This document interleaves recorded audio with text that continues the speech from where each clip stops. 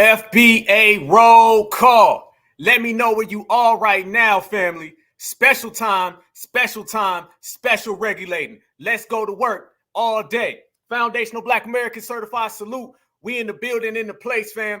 As Washington, D.C.'s in a mess, as the Democratic Party's in a mess, and as foundational Black Americans are shining better than ever, it's going down and we win, y'all, by a knockout. They already know. Message to Joe Biden. Message to the Democrats.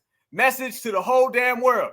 When you disrespect foundational Black Americans, it never turns out good for you. When you disrespect foundational Black Americans, it always goes bad. So right now, family, we're going to let everybody see what it's like when you cross that FBA line. We in the building, in the place. Joe Biden, y'all remember, he told us you ain't black. So what we tell him is that you can't walk. And it looked like you ain't going to be the president no more. Bottom line, point blank. So they can have Joe's back. We say no vote. All right. Joe Biden can walk around here with his walking chair. He can walk around here on crutches or whatever, and we still ain't going to vote. Foundational Black Americans run the yard, and if they don't know by now, I bet the hell they do. Breaking news, y'all. Did we not call it? I'm talking about all of us. Did we not say just on Friday that Joe Biden was going to drop out by Sunday or Monday? The whole damn world knew it. It was the worst kept secret out there, but now everybody sees it, and foundational Black Americans is on the front line. Certified salute, y'all. Certified salute, y'all. Certified salute. It's a crazy-ass election, family. Crazy-ass election. Let's go there. So Joe Biden, who we know officially, all right, I think he's 829 years old. By the end of this episode, I'm thinking he'll be around 9,037. We're not sure yet. We'll figure that out. But what we do know for sure is that when you disrespect FBA and your number one voter block, I'm talking about Black folks that sat outside in the cold for years and got nothing in return but disrespect. When you disrespect them and then this new reparations generation Black grassroots shows up, you in trouble. Family, we have officially, and mark this down, don't let nobody tell you differently. We have officially, family, canceled our first president. Black folks used to put presidents in office, all right? We was always at 2 to 3%, right? Black folks put Joe Biden in, allegedly. They put Barack Obama in. Bill Clinton played a saxophone. They voted for him. We have officially canceled our very first president. Don't let nobody tell you differently, family. We've been right here calling it what now, fam? For what, 7, 8 months now? We was calling it 2, 3 weeks ago. We, foundational Black Americans, the Black grassroots, the Democrats' number one voter block, we done came in and changed the whole game. We done put a wrench in everything. It's all because of us. Certified salute to you. We gonna go there. Oh, it's on right now, y'all. Make sure you tap all the way and pop your popcorn, okay? This is just a continuation of what we've been saying. Breaking news. I might be one of the first real official Black grassroots, new Black media to cover this. I know my brothers and sisters will tonight, but right now, family, we getting a head start. We gonna go 100 miles an hour, okay? Let's go to work. Joe Biden has just officially stepped down, resigned, said he is not going to run again, family. It's over. And we called it. We said that was what was going to happen. Then they say he came out and he endorsed Kamala. Y'all already know Kamala ain't going nowhere. No, it's a wrap for her already. The Democratic Party is in shambles, y'all. The same Democratic Party that disrespects us time and time again, it's over. It's a wrap for them, y'all. We have canceled our very first president. Out the gate, family, it's a wrap. It's done. Don't let nobody tell you we ain't got power, y'all. Don't let nobody come over here and disrespect our lineage, because what I'm looking at right now is that we done got Joe Biden out the paint. Kamala, we got her out the paint again. We're going to go ahead and get her out the paint 2 times. These folks is done. The Democrats is going to take nothing but hits. We all sat here on Friday night and we talked about it. And I said, if it go down again, we're going to have breaking news. 4 o'clock. I rarely ever start before 6 or 7. We had to come in tonight. What you see this, family, when you had the African-American and then you had all the minority folks, they were always the people that gave the Democrats that 2% edge, right? That's the people who gave them the election. Now what you see, when we show up, we're the ones who drop that percent. Joe Biden would not be stepping out right now, family. He would not be resigning if the African-American was still in charge. If the African-American was still out here talking about saving the election and saving democracy, if Black Girl Magic was running around here, if Roland Martin and Angela Rye and Tiffany Cross, if they all still had the power over political discourse in this country, family, I promise you, family, I promise you, it would be a whole different story. But right now, what you're seeing is that it's not that way. And the reason it ain't that way, y'all, is because of us. Because we are the ones who got them out the paint. We have, first, let's go down the list of what we've done in this generation. First thing we did, y'all, we started reclaiming our own lineage and our own heritage and culture. That's number one. Next thing we did, we started reclaiming our own legends, okay? Coming to get the check, right? We got rid of Martin Luther King had a dream. We said we're coming to get the check. Next thing, we put a big circle right here around the Democratic Party. And we started saying, well, you know, y'all ain't really done nothing for us. Remember, we the first ones who questioned the Democrats. We're the first ones who came out and said Democrats ain't done nothing for them. Get them banned, I'm going to get them. We're the first ones who told the Democratic Party, you're going to have to come up with something now. Voting for nothing, them days are done. Sitting outside in the cold, it's done. Carrying your party on our back is done. I'm telling you, when the foundational Black American, Black grassroots showed up, everything got changed. And now, right now, on this day, about an hour and a half ago, we see that the Black grassroots are the ones responsible for Joe Biden stepping down. If they thought they had the Black vote in the bag, he'd still be there. They'd roll him on out in a goddamn wheelchair, on the goddamn walking chair, on goddamn crutches. It didn't matter how they wanted to. If he had the Black vote locked up like they have for the last 60 years, you would get a 1,032-year-old Joe Biden. You get a 2,032-year-old Joe Biden. You get a 3,050-year-old Joe Biden. If they thought they had the Black vote and they don't no more. That's all because of us, y'all. It's a wrap. It's done. I'm going to go ahead and get right to it, y'all. Let's go ahead and read his little statement. He done put out his little statement, and we're going to go ahead and read it, and we're going to do what we do on this side, family. We're going to have some foundational Black American translations. Let's go ahead and translate what they're saying, family. This is what's going on. Hot off the press, y'all. Remember, he's going to address the nation here later this week. And what he's really going to be doing, y'all, he's going to be getting his story straight. But we're going to go ahead and get the story straight for him, okay? This is how it is. He said, my fellow Americans, over the past 3.5 years, we have made great progress as a nation. No, you haven't. Today, America has the strongest economy in the world. No, we don't. We've made historic investments regarding our nation. No. In lowering prescription costs for seniors, and he's definitely a senior, and expanding affordable health care to a record number of Americans. We provided critical needed care to 1 million veterans exposed to all types of substances. We passed the first gun safety law in 30 years, appointed the first African-American woman. Look at that, y'all. His first statement, he's already throwing in there that Black stuff. Y'all know damn well, family, they ain't never stood on no Black business. But okay, let Mr. Magoo talk, then we gonna unpack. Certified salute to everybody. If you're just pulling in, make sure you subscribe to the Black Alpha Network. If you're just pulling in, y'all, make sure you put your town, your city, your state. This is a historic day, and foundational Black American fingerprints are all over this whole thing, family. Joe Biden is done, and it shows you. If we don't vote, we sit on that couch, we can take anybody from the White House to the outhouse. Let's keep going. And pass the most significant climate legislation in the history of the world. America has never been better positioned to lead than we are today. Really? Okay. Listen to what he's saying. He's already talking about the weather. He's talking about the Supreme Court. He's talking about gun safety. He's saying everything other than tangibles. We told you it's no tangibles, no vote. You ain't pay attention and you ain't listen. You gonna find out the hard way, Joe. I know none of this could have been done without you, the American people. Together, we overcame a once-in-a-century situation and the world economic crisis since the Great Depression. We've protected and preserved our democracy, and we've revitalized and strengthened our alliances all over the world. He ain't saying nothing about immigration, though. Okay, let's keep it going.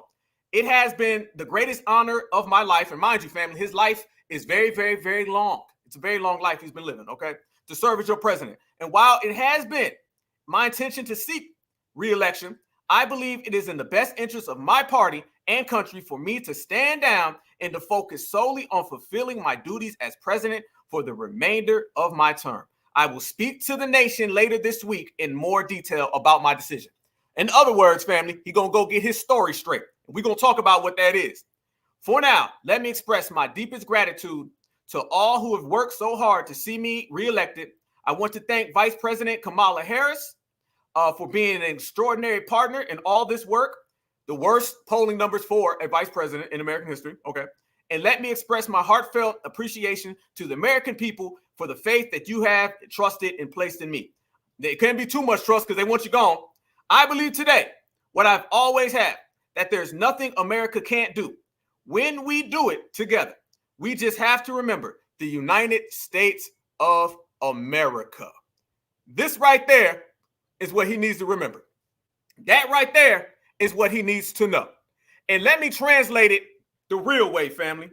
It isn't anything about him talking about there's nothing America cannot do. In reality, what it is, family, there's nothing foundational Black Americans cannot do when we are on the same code. Every single time he sat there and he said the United States, family, we're going to go ahead and replace that with foundational Black Americans, okay? That's the reality of this situation. There's nothing that can't be done when we get on the same page, when we get on code. And right now, we're on code more than ever. Joe, no vote. That's the bottom line because we said so. Foundational Black Americans. Family, I got to see what y'all got. What's on your mind? Tell me what's on your mind. Yeah, I know. Hey, you ain't lying. I know Roland going crazy. We're going to pull up Roland today. Yeah, we're going to, hey, listen, tap in. We good to go. I got time today, family. I just got back from a rally for justice for a young foundational Black American brother. That majority spirit empowerment is all in me right now. Let's go. I'm sitting here looking at us in the streets, literally putting it down for justice. And then I'm looking at the White House and they kicking him out. Essentially, Joe Biden got kicked out. And everybody knows it. The whole world knows it, okay? Joe Biden got kicked out. That is what happened. Nobody wants Joe. His own party turned on him. Barack Obama turned on him. You got all the Black Democratic shields versus the whole Democratic establishment. That's an issue that's going on right now. It's topsy-turvy on both sides, right?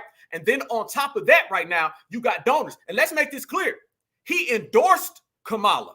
That does not mean that Kamala is actually going to be elected as president. Let's get it straight.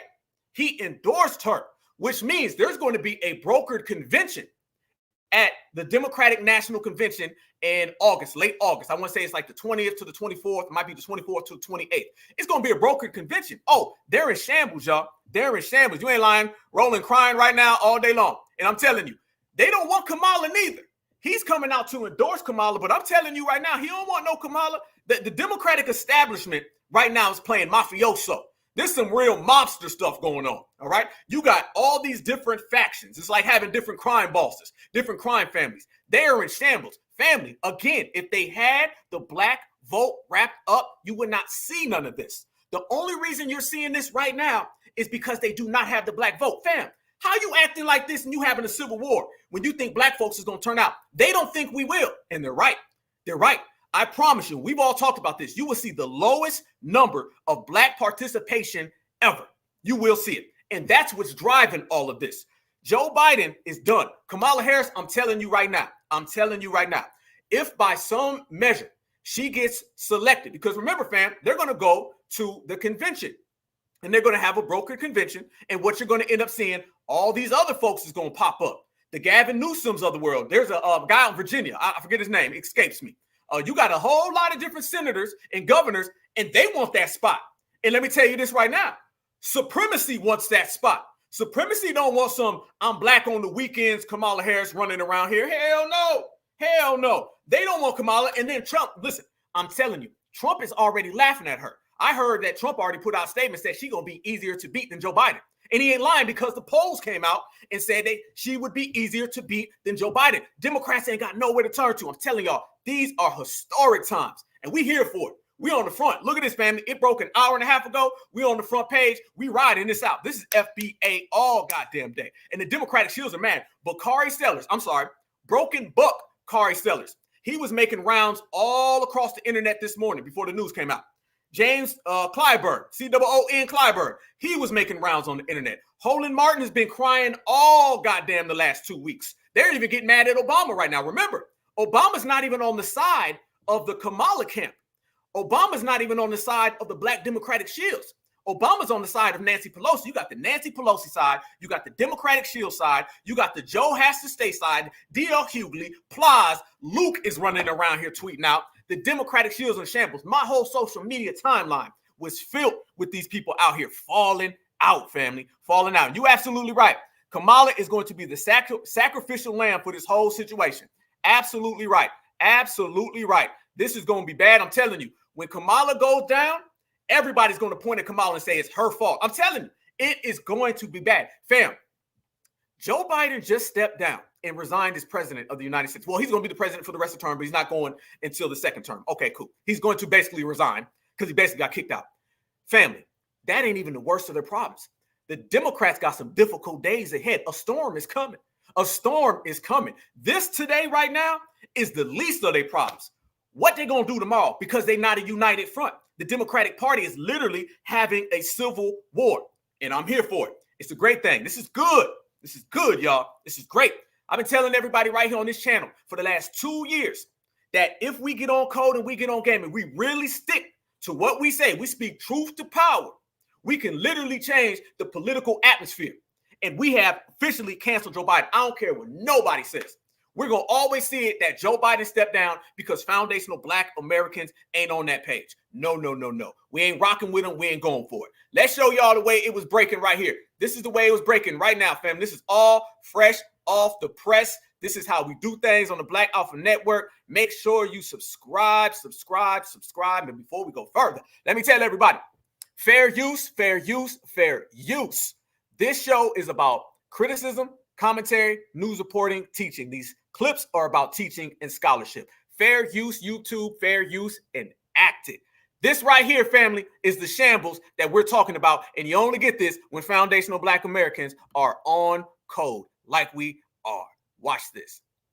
President Joe Biden has just announced that he is dropping out of the 2024 presidential race. In a stunning letter that was just released moments ago by his campaign on X, formerly known as Twitter, Biden wrote, quote, that it has been the greatest honor of my life to serve as your president. And while it has been my intention to seek re-election, I believe it is in the best interest of my party and the country for me to stand down and to focus solely on fulfilling my duties as president for the remainder of my term. He goes on to say that he will speak to the nation later this week in more detail about his decision. Just a stunning announcement from President Joe Biden that he intends to step down as a candidate in the 2024 election.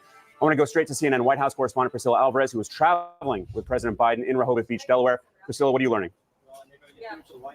Alex, this is a remarkable development, and it comes after a morning in which we heard more calls for the president to step down from members of his party, including, for example, Senator Joe Manchin. Now, the president in this letter released only through his accomplishments as president, and also, if I can read you this part, it says, it has been the greatest honor of my life to serve as your president. He goes on to say, while it has been my intention to seek re-election, I believe it is in the best interest of my party and the country for me to stand down and to focus solely on fulfilling my duties as president for the remainder of my term. He goes on. Listen to what that person said right there, fam. Listen to what they said.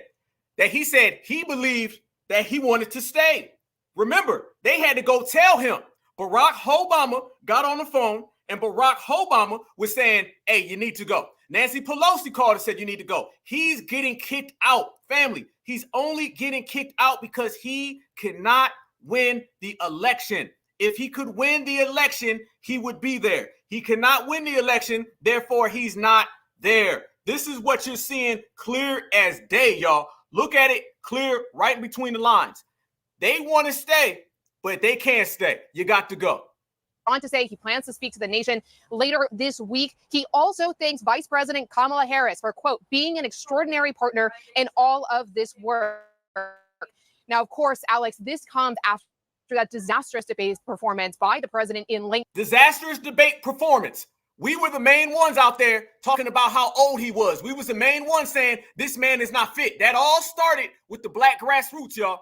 All that energy came from us. This man had to go. They packed his bags. Trust me. His bag is in the White House front yard right now. Trust me. That is what happened. All this right here is just talk. This is talk. This is mumbo jumbo. They trying to dance around, tap dance, and spin around the real issue. He got kicked out because he could not get the Black vote like that. They are not feeling confident going into this election with those terrible, terrible, terrible Black poll numbers. June. It was after that that stoked so much anxiety and panic within the Democratic Party and led to a wave of calls over recent. Listen at anxiety and panic. Remember, panic in D.C. Panic in D.C. is all about us, y'all. Performance by the president in late June. It was after that that stoked so much anxiety and panic within the Democratic Party and led to a wave of calls over recent weeks for the president to step aside, to withdraw from this race. And this was something that, despite the president getting back on the campaign trail, despite private conversations with multiple lawmakers, And despite a campaign that up until this point had maintained, even just yesterday, that he was in this race, it appears that we hit that breaking point. Now, of course, the president has been at his residence here. Wait a minute. Now, look at that, family. What did we say the other day? I'm going to say this real quick. What did we say the other day, family? Y'all, be careful with my words, y'all. We were questioning some of the reports that came out about what he's been dealing with. We was questioning that. And we started seeing that a justification was being lined up. Out of nowhere, this man starts having alibis. This man starts having excuses. And then gone. This is a great day for foundations. Great day. Great day for foundational Black Americans. Remember, he told us if we don't vote for him, then we're not Black. This is the author of the 1994 crime bill. All right. If we go down his legacy of anti-Black racism, it is worse than anybody living right now. He's done more to harm Black American families than anybody. Oh, there's no cape for Joe. And here's the thing. It looked like the dominant society ain't caping for Joe. Where does Joe go? Nobody likes Joe in his own political party. The dominant society sees him as a failure. Foundational Black Americans never rock with him. That's Jim Crow. This man has literally exhausted every single ally that he thought he could have maybe had. And the Democratic shills, the same Democratic shills that were saying, please don't go, now they're trying to jump on to Kamala. And then when she go down, where they're going to go? We have essentially, family, made the Democratic Party left with no options, nowhere to go, and they stuck out there in the mud. That is what happens when you on that FBA code. Proceed. Back here to the East Coast, to Delaware, where he has since been self-isolating. It has been during that time that he's also been deliberating. He is with his closest advisors and his inner circle in what has been a challenging and at times frustrating time for this campaign. Now, we should also note, Alex, that frustrating because of us. Earlier today on the airwaves, the president's allies were saying that he was in it to win it. Again, this was the resounding message that we were getting from the campaign time and time again. But this letter tells us that the president, upon self-reflection, upon all of the calls from Democratic lawmakers, allies, and donors for him to step aside, has listened to those calls and has decided to not seek re-election in what we really just cannot. On the cusp of the Democratic National Convention, there have been ongoing calls to get that process underway for that virtual roll call. And now so many open-ended questions as to what happens next. We should note Vice President Kamala Harris was at a fundraiser in Massachusetts yesterday, where she too was focused on the vice presidential nominee for the Republicans, J.D. Vance. She was trying to gin up those donor dollars amid some donors deciding not to give money because of all the questions of this campaign. Of course, we'll keep eyes on her. She is in Washington, D.C. today. Many, many questions moving forward. But one thing has been answered, Alex, and that is that the president will not seek re-election after what has been multiple Democratic lawmakers and allies coming forward to say it was time for him to withdraw. Alex. Yeah. Damn. That's a lot to unpack, but we're going to do it. That's a hell of a lot to unpack. Let's go ahead and translate that, family. Let's go ahead and translate that. That's what we do. They talk all that, and then we translate it. So in other words, family, Joe Biden failed. Joe Biden failed consistently, and that's because the Democratic Party chose to have a continuous benign neglect policy towards foundational Black Americans. That's really what it is. They wanted to consistently have a benign neglect policy towards foundational Black Americans. Right now should have been the time that they came up on some tangibles, that they came up on some reparations. No, they didn't want to do that. Jimmy Crow didn't want to do that. Kamala Harris didn't want to do that. Let's be real. They're the main ones who came out in the beginning and said, if you vote for me, you ain't Black. Y'all remember that, okay? And then on top of that, we all also remember Kamala Harris when they said, are you going to do something for Black people? And what did she say? No. So they've been really out here sticking it to the truth. They straight up told Black folks that they're not going to do nothing. They said it. So now we're watching these people, family, go all the way down the drain, all the way down the drain. Kamala Harris said she ain't doing nothing for Black people. Joe Biden said, if you don't vote for me, you ain't Black. The Democrats actually came out and said they don't actively support reparations. So all of those things add up to what you're seeing right here now today. And it's going to be bad. I'm telling you, a storm is coming, y'all. They're backstage right now. Kamala had to run to those donors. It's because Kamala's trying to shuffle up a few dollars herself. She's trying to go ahead and get some people to sponsor her. Kamala's looking for a sponsor right now because the Clyburns of the world, they don't hold no damn weight in that party. Now I'm going to say this. The Democratic shield, the melanated Democratic shield, this right here is absolutely their wake-up call, and it's going to be phenomenal. Absolutely phenomenal. I'm telling you now, every single Democratic shield that's been running around here talking about voter rights, all these things the FBA don't give a damn about. Talking about voter rights, talking about 1962, Good Trouble, and Edmund Pettus Bridge. All of that is about to be out the door. All that's it's gone. It's gone. It's out the door because we're not going for that. We said tangibles. We said reparations. They got to understand their number one voter block has a direct, specific line of things that we want. And it ain't voter rights. They can't sell us the voter rights. And let's be real now. Look at a couple things that happened here. Soon as we start seeing this whole shift all out of nowhere, this whole shift where you start seeing they can't play the boogeyman stuff no more. The Project 2025 stuff ain't really working no more. Now what? Now what? I'm telling you, the Democratic Shield, all the melanated Democratic Shields, oh, they out the door. They out the door. Nobody's rocking with them. Let me show you this. This is for everybody that is out there trying to run game on foundational Black Americans like they've been trying to do. The ones that have been trying to hustle us and scam us and con us. These are going to be the ones who find out the absolute hard way, again, what we're talking about.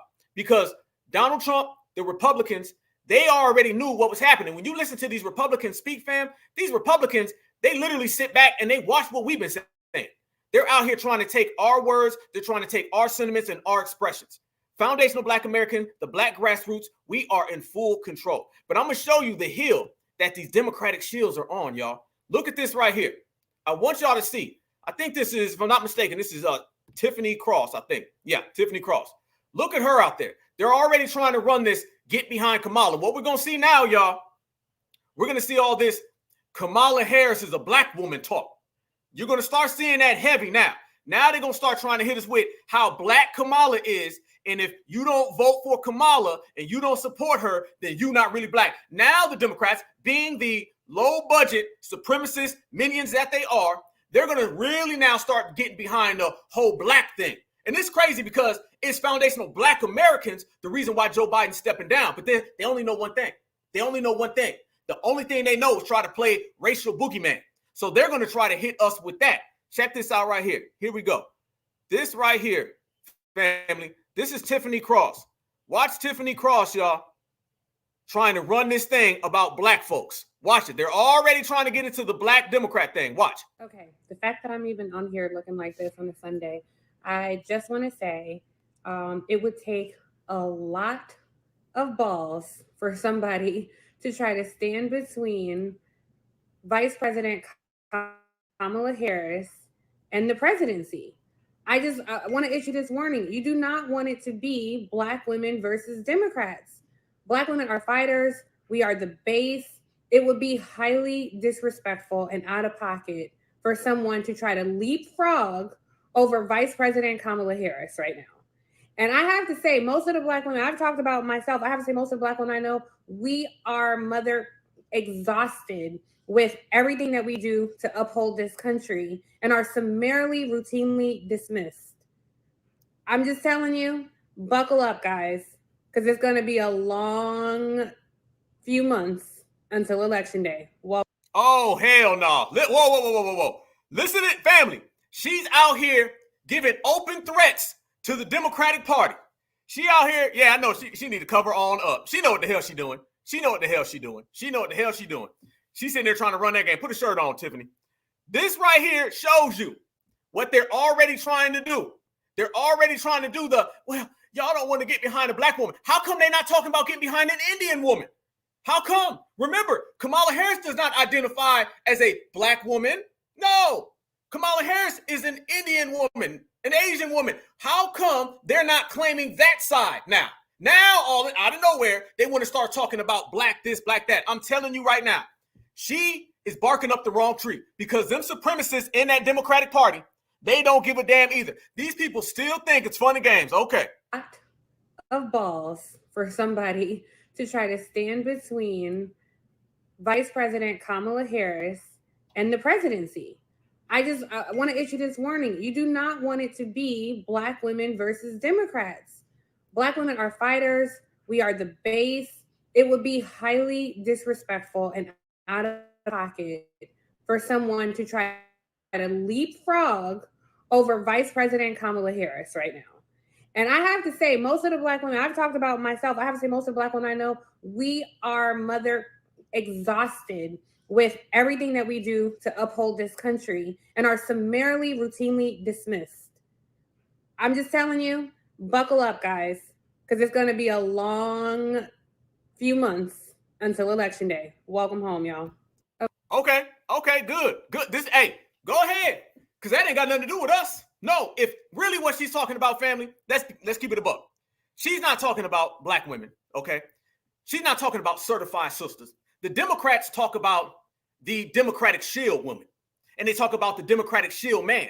They're not really talking about our real certified sisters. Trust me, when you look at those poll numbers from Joe Biden, those poll numbers are Black American men and Black American women together. Both of us are the ones who have put them down.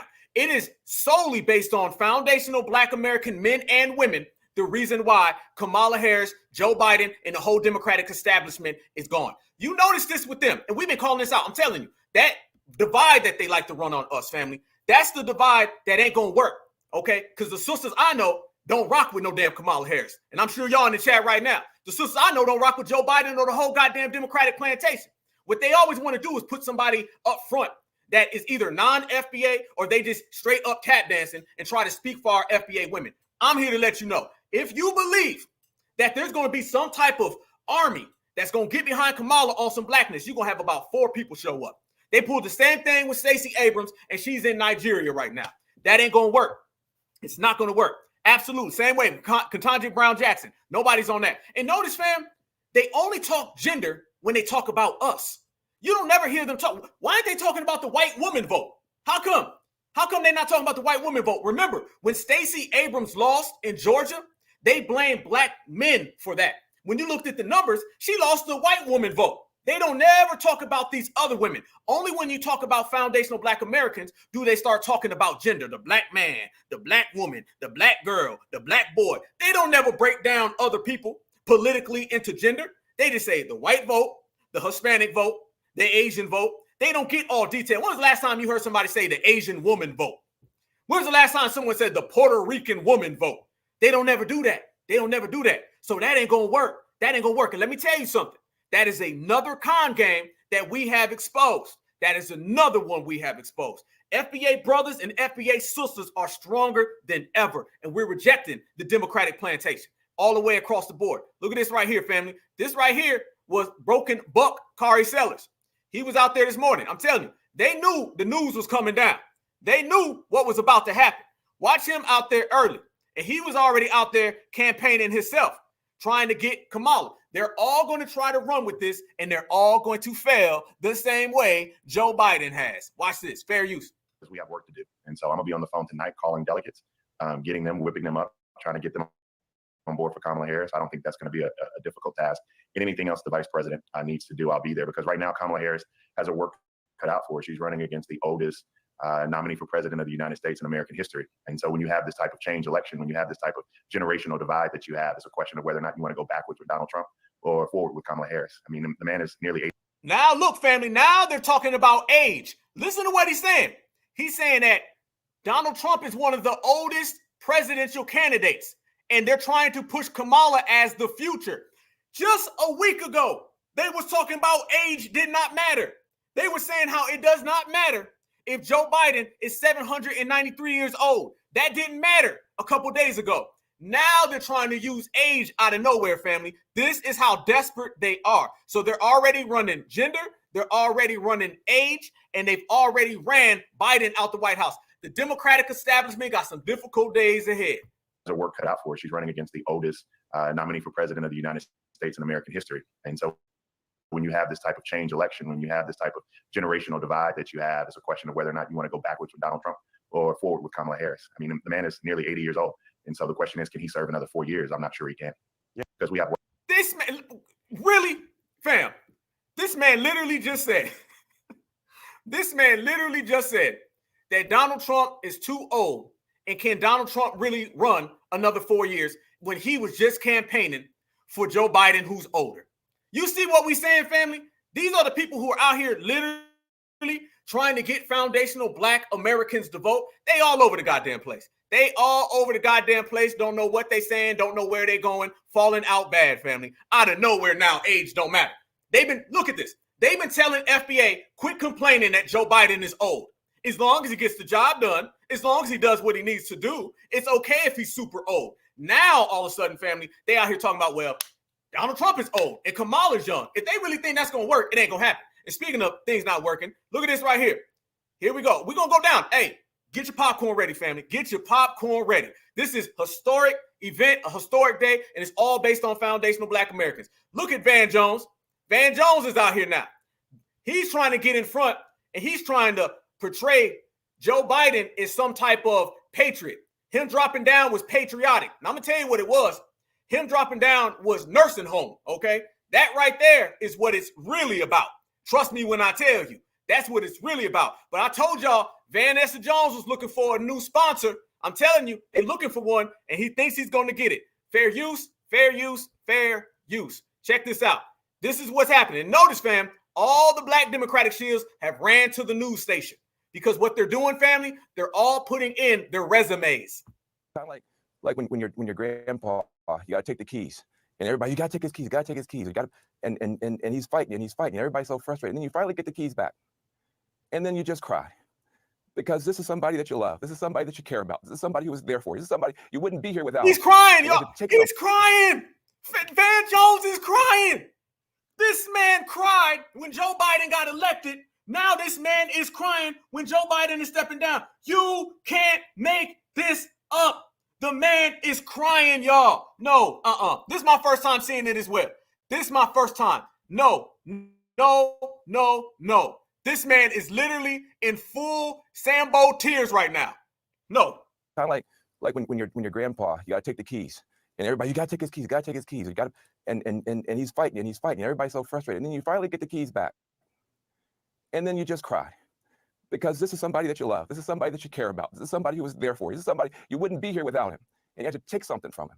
Now, this is not, look, this politics is politics. But this is a human moment for one of the great humans in America. This is a huge moment for him, for his family, for all of us who love him, for all of us who wanted him to get across the finish line. But if you're a young person watching this is leadership. This is patriotism. This man is literally in tears. This is the Democratic shields, y'all. These are the ones out here who've been trying to control Black politics in America. He's literally on television crying about Joe Biden. I'll be damned. This is what it means to put the country first and put the party first and put the cause first. When your arm gets tired, you let somebody else finish pitching the game. That's what Joe Biden has done. And he's done that for all of us. And so I just want to say, I don't know who's going to be the VP, the non-VP. I don't know anything about politics. I just know that I love this man. I care about this man. It was painful every day to sit up here and talk about him. It hurts me to see this man go. This man is just my man, and I love that man. And if that man would be my man, if you don't get the hell out of here, Vanessa. He's just some problem for the party. Wait till we get to the convention. You're going to see people crying, standing, screaming, cheering. He may not get a chance to talk for 10 minutes. We finally get a chance to put our arm around this guy. You did the right thing for this country. You did the right thing for this party. All of us are going to be in this situation someday. And I hope that we take a moment to honor this man and to love this man. I love. Look at it. Hold on. Wait a minute, fam. Hold on. Look at this lady right here. She is literally looking at him saying, how weak is this man? How weak? I told y'all, Vanessa Jones literally cries on television more than Karens do. A bald-headed Karen is family. No, this is sad. And I think he literally says, I love this man. Hold on. This party, all of us are going to be in this situation someday. And I hope that we take a moment to honor this man and to love this man. I love Joe Biden. I appreciate what he's done. I love Joe Biden. I love Joe Biden. I love Joe Biden. I love Joe Biden. I appreciate what he's done. And a lot of people are heartbroken today, even if it's a damn sad day. Damn. What the hell did we just watch? What the hell was that, family? I mean, y'all talk to me. Somebody holler at me on this one. I mean, I could take the jokes, fam, but they done wrote themselves, family. Yes, Vanessa Jones. Yes, Stephen crying for Massa. This man said, I love Joe Biden. Then he had to do all of that crying, and then he ended it with how much he loves some Joe. He loves him some Joe. Yeah, he was laying it on thick. You absolutely right. I told you, because he's looking for another Massa. Look at, notice he said whoever the VP is and whoever, he's not talking about that. He's not really going there, family. He's bouncing around that. He's bouncing absolutely around that because he's basically saying, I'm going to jump on whoever's, you know what, is selected. That's what he's talking about. All right. He's literally on TV crying. Family, the Democratic Party is done. They're done. They're absolutely done. There's nowhere to go. The Democratic establishment, it's a wrap. Nobody is rocking with the Democrats. Nobody. Family, if you literally have these people running around here talking that type of nonsense, out here really thinking that that's going to run some type of game out here, it ain't going to work. It ain't going to work. The Democrats are done. Van the Django? Oh, I like that one. Oh, that's funny. Yes, that's exactly who he is. Yes, that is it. Vanilla Ice. This is who the Democrats really think that we going to get on. Family, you couldn't be further away from the streets. You couldn't be further away from your average FBA. These folks is operating in a whole different world, a whole different time frame. It's a wrap. It is an absolute wrap for them, family. Look who we just seen. Tiffany Cross is running around here talking about a civil war between the Democrats and black women. What? Broken Buckari Sellers is running around here talking about Kamala Harris is representing the youth. What? Van Jones is running around here crying, saying how much he loves Master Joe Biden. He don't want to see Joe go. He said he wanted to work on that plantation for the rest of his life. If Master wanted him to pick the cotton, he'd pick all the cotton. Why would he want to go? Family, that's literally somebody sitting there saying, I don't want to go to another plantation. I feel comfortable on the one I'm at. That's what you're seeing. That's the Democratic Shield. So basically, failed, canceled. And the streets are talking. Let me go here right now. Let me show y'all. Let me tell y'all, let's really go there and what people are saying right now. There's a whole lot of people talking. There's a whole lot of things going on out there. And let's really just see what the folks are saying in social media. We're going to go down the list and we're going to talk about the way things are and the way people are feeling and the way this game is going down. One thing we know for certain, Joe Biden, he can no longer walk, okay? Joe Biden can no longer talk. We know that Vanessa Jones is going to cry. We know that Tiffany Cross has been fired 3 times on her day off. We know Broken Buckari Sellers is broken. And we know foundational Black Americans are responsible for all of them getting their pink slip. And we're also responsible for now Joe Biden getting his pink slip. Who would have thought? You know, didn't Cat Williams say 2024 was going to be the year of people getting exposed? Didn't he say that? I'm pretty sure he did. Family, we have literally canceled Joe Biden. Joe Biden is canceled because of us. That is a powerful, powerful thing. And it's going down. Let's look what people out here saying in the streets, family. Let's talk about it. You're absolutely right. Tethers jumped all in the Democratic Party. I won't say they ruined them, though, because I think they was ruined already. But that's an absolute fact. Look at this. This is what the streets are saying, family, right here. Biden is officially out of the race for 2024, and all I can say is thank God. And the reason I say that is because Trump is extremely... Wait a minute. I thought Van Jones and everybody said that Joe Biden is a patriot that everybody loves. This right here is Jethro. Jethro is saying it. Jethro literally sits here and says, Joe Biden is dropping out and thank God. Nobody wants Joe. And it's all coming back around. Y'all, Biden is officially out of the race for 2024, and all I can say is thank God. And the reason I say that is because Trump is extremely beatable. Okay, just because his crew is the loudest and they make the most noise, that doesn't mean that's how the majority feels, contrary to popular belief. With a new candidate, I'm sure Trump is going to be shaking in his boots and his heels because we're going to see hopefully a resurgence of folks that are going to turn out to the polls. I'm interested to know those of you that are, more independent, my fellow folks who are anybody but Trump, who do you think could actually beat him? More commentary to come. Notice another pattern. You do not see these W's talking about Kamala. They're always saying who could. We don't know. Let's find out. Anytime somebody's coming out, family, anytime you see one of these people pop up and they start saying, we don't know who's going to replace Kamala. We're not sure who's going to take the spot. Anytime, those are people basically saying, we don't want Kamala. To sit here and even fathom somebody other than the vice president means your ass don't want the vice president. I have yet to see too many W's coming out here and getting on board with Kamala. So you have, again, the W dominant society, and then you have the Black Democratic Shield. That's what Tiffany Cross was talking about. So you're going to start to see a whole gang of issues. I told you, Joe Biden stepping down is the first start. They got way more problems ahead. It's going to get worse on the way to November, and we here for it. Watch further, family. This is what people is out here talking. This is what we seeing.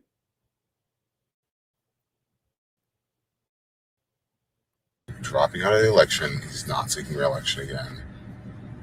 I don't know how to feel. I'm actually quite more annoyed because I know this is the DNC's doing. They bullied this man. They put all these resources behind this man, and then they bullied him out of running again just over 100 days before the election. It's absolutely ridiculous. How it's, especially after the debate, y'all put him up on that stage. I believe that this was a step. And who's the other viable candidate? Y'all sit there and push for him to sit there and do this debate in June, and now you're going to sit there and bully him out of running. Look, he's jumping over Kamala as well. Who could be the other candidate? Typically, it's the vice president. But the very fact that they got to come out here and they got to mention the vice president without mentioning the vice president, it shows you that they got some problems. He's bouncing around Kamala as well. This is who they think is going to come in and save the day. Here to let them know, Kamala's not like us. Nobody likes Kamala, and she is not going to beat Trump. Candidate. Y'all sit there and push for him to sit there and do this debate in June, and now you're going to sit there and bully him out of running. It's ridiculous. Joe Biden. Shameful, shameful, shameful. Furthermore, out of the race, it's time to chit chat about politics. Ourselves with how excited we may or may not be about Biden dropping out of the race, it's time to chit chat about politics. You get up on that phone, call Nancy Pelosi, call Mitch McConnell, and call Clarence Thomas. Them the first three I'm starting with, because if Biden is too old, so are they. We have been screaming from the rooftops, right, that these people should not be in position with lifetime commitments. Okay, if you was born in 1930, why are you making rules and laws in 2024? For y'all, it didn't click until there was a possibility that that black woman might become president, and now his age is a problem. Here we go. You knew it was coming, family. You knew it was coming. Now she's black again. This person was never black. Out of nowhere, she's black again. Out of nowhere, she's black again. This is what they be doing, y'all. Whereas it's been a problem. See, Mitch and Clarence, pack it up.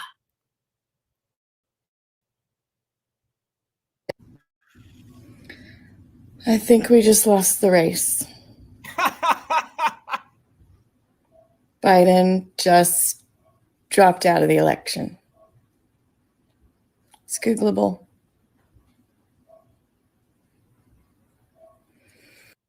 She didn't even say nothing about Kamala. She said, hey, notice, fam, ain't none of that Kamala gonna save us when you start talking to Karen. Karen telling a whole different story, ain't she? Karen flipped. Karen said, I'm not even going to acknowledge Kamala. Kamala thinks she's going to win over the dominant society. They don't like her. You're going to find out the hard way. She's getting her complete wake-up call. First, I don't know if you're going to hear it from me first, but Joe Biden just dropped out of the election.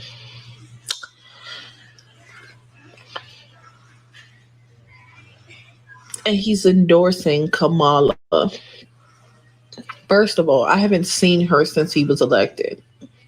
The last thing I remember her saying is, "We did it, Joe." Where has she even been all this time? Nobody's voting for her. Damn. That's not, hey, family, don't be mad. This is what it is. That's what they think. Okay. Where has she even been all this time? Nobody's voting for her. Like, what are y'all doing? And Joe, are you okay? Like, seriously, like, I'm asking you, like, are you okay? Because what made you drop out? Did you do the pow to Trump? Was it you that did that? Like, what does he have on you other than dementia? Like, you sure this is how you want to go out? He needed you. He needed you. Family. Goddamn. I'll be damned. Look at the range of emotions, family. You got Vanessa Jones crying. That person right there was talking about Joe and dementia, and then she said, we need Joe. She jumped over Kamala. Karen didn't even mention Kamala. The other guy, he looked like he was a teller and an Uber driver. He didn't mention Kamala. How you got people out here and they not mentioning Kamala, but yet you got these Democratic shields going hard in the paint, literally thinking she's going to be the nominee? I'm telling you, they can endorse her all they want to. They can bring her up all they like. But at the end of the day, we are really going to see that the dominant society is going to put in a full play. Fam, they put in a full court press so they can get Joe Biden out. They're not just going to say Kamala walk on in. Hell no. Hell no. Joe Biden was basically saying we got to keep the campaign money because remember, if Kamala is not the replacement, then they lose all that money. All of that money, I'm talking about all the campaign money, the fundraising, the donations, they lose all of that if it's not Kamala because you can't transition it to another candidate. So Joe Biden, he was really just doing the politically wise thing to do so they can keep the bag. That's really what he's doing. He wants to keep the bag. That's it. Trust me, Joe Biden don't want her neither. No. They just trying to go along with it. But what's up with all the goddamn crying out here? This shows you the state that these people are in. Crying left and right. Got all these goddamn Sambo tears. I think there were some tether tears there too because I was questioning a couple of people's lineage. Foreheads was popping out. But nonetheless, that type of energy right there, family, that ain't what we on out here in the black grassroots, y'all. No. That ain't what we fooled. No, we ain't on that. No. I hope they don't believe that we're going to go for none of that game that they trying to sell us. And apparently, once again, they got a problem with foundational black Americans, but it shows you that they problems run way deep, because nobody likes Kamala. We've been talking about that for the longest. If you're out here and you're trying to sell us anything of any sort with somebody that is not representing the black grassroots, we're not going to rock with you. And we've been telling everybody that we're not rocking with Kamala. They don't want to have to listen to it, family. They just going to have to deal with it. They just going to have to deal with it. They just going to have to see it. That's what it is. And it's a beautiful thing right now because we, as we always say, we're the ones who have them against the ropes. And we got them up against the ropes so damn bad, y'all. I'm talking about terribly against the ropes that you literally got Holden Martin coming out. And Holden Martin, he's out here actually saying that if they don't pick Kamala, then they going to lose. Oh, it's crazy out here in these streets, y'all. Oh, it's extra crazy. Look at this right here, y'all. I'm going to show y'all this. Look at Holden Martin coming out and look how upset he is. And he's literally saying, if y'all don't pick Kamala, we're going to lose. They are literally having meltdowns to the maximum. They out here having meltdowns to the 10th. Why? It's because they know that if somebody else comes in, let's be real, let's keep it 100. They know damn well that if somebody else comes in that isn't Kamala, all them Democratic shields, they might lose their jobs. I'm telling you, this is all about jobs. At this point, y'all, this is about keeping your COON job. Your COON job is what they trying to keep. That's what it is. That's what it is, fam. They trying to keep their jobs. Roland Martin knows he is not going to get no type of credentials. Think about it. Roland Martin, he's on there taking pictures with Kamala Harris. He knows and understands he's not getting those if somebody else goes into office. Hell no, because they're going to have their own sellouts and their own shields, and they're not going to be the black ones. All the black Democratic shields are shook right now. They're all shook. As we speak right now, live, these folks are having meltdowns. These folks are afraid, and these folks are in disarray, and it's a good thing. Look at this right here, y'all. I'm going to show y'all. Look at Roland Martin. Roland Martin right here, family. He out here campaigning. He was at Chipotle or wherever he was at, and watch him out here trying to get everybody on board. Watch this right here, family. He's saying, if y'all don't pick Kamala, we gonna lose. Watch this. In a matter of weeks. Listen to me clearly. The Democratic National Convention is August 19th through the 23rd. So you gonna wait a whole month before you know who your candidate is? So now, today is July, what's today? Today is July 18th. So July 18th through August 19th is off the map. Be prepared. Let these folks know Kamala Harris had better be at the top of the ticket or they are absolutely going to lose. Look at them throwing threats, y'all. This is what's happening. Foundational black Americans, we canceled Joe Biden, and that's sending an aftershock through the Democratic establishment. Now you got people like Holden Martin and Tiffany Cross-Eyed. They're sitting here and they're making threats to the establishment. They're literally out here saying, if you don't pick Kamala, there's going to be trouble. Tiffany Cross said, you don't want to see a black woman versus the Democrat problem. That's what she said. Roland Martin said, you better pick Kamala or you going to lose. We got all of these people fighting against each other. The Democrats are in some difficult times, and it's only getting worse. It's going to be worse tomorrow. This man is literally out here trying to call out Massa. That ain't how the system of supremacy work, Holden. Through August 19th off the map. Be prepared. Let these folks know Kamala Harris had better be at the top of the ticket, or they are absolutely going to lose. Y'all, I gotta go. I was gonna let y'all know that. I'm not telling y'all what I heard. I'm telling you what I know. This is go time. This is time for us to let this party know who the base is, and we're not dealing with their bullshit. No, Holland. No. Run that back. Oh no, we about to unpack, y'all. Y'all get y'all comments ready because I'm about to put y'all comments up. I got to see what y'all saying about this. Now, Holden trying to get tough. Holden trying to get real tough right now. He's speaking on some NUTs that he ain't got. This is go time. This is time for us to let this party know who the base is, and we're not dealing with their bullshit. All right? And we're not dealing with their bullshit. We're not dealing with their bullshit. We're not dealing with their bullshit. All right? He got to go and get on back to that buffet. Listen. Oh, no. No. First off, that's what we've been saying. We've been saying in the Black grassroots that Black Americans have been their base. And when we say that we've been their base and they don't give us no reparations, Holden Martin get mad. Holden Martin gets mad and upset whenever we say that we've been the ones carrying the Democratic Party. It's funny how, as a Democratic shield, when he don't get his way with Kamala so he can keep some type of connections, because that's what it's really about. He really wants to have connections to the White House still, because that's the only ones that are going to let him in. Remember, Hillary Clinton don't answer his phone calls no more. Bill Clinton don't answer them phone calls. Barack Obama. Remember, Holden Martin got fired because he was leaking all them emails and stuff like that. He's considered a disgrace inside of the Democratic establishment. They wouldn't touch him with a 10-foot pole. They stay away from him. The only person that still gave him any type of look was Kamala. That's why all these people still want to be close. Tiffany Cross wants to be close to Kamala. Broken Buck Kari Sellers does. Clyburn does. Roland Martin does. They all want to stay close to the Democratic establishment, and Kamala's the only one that'll let him do it. Why? It's because she still got to cosplay as Black. So she says, let me go get some other people who cosplay as Black.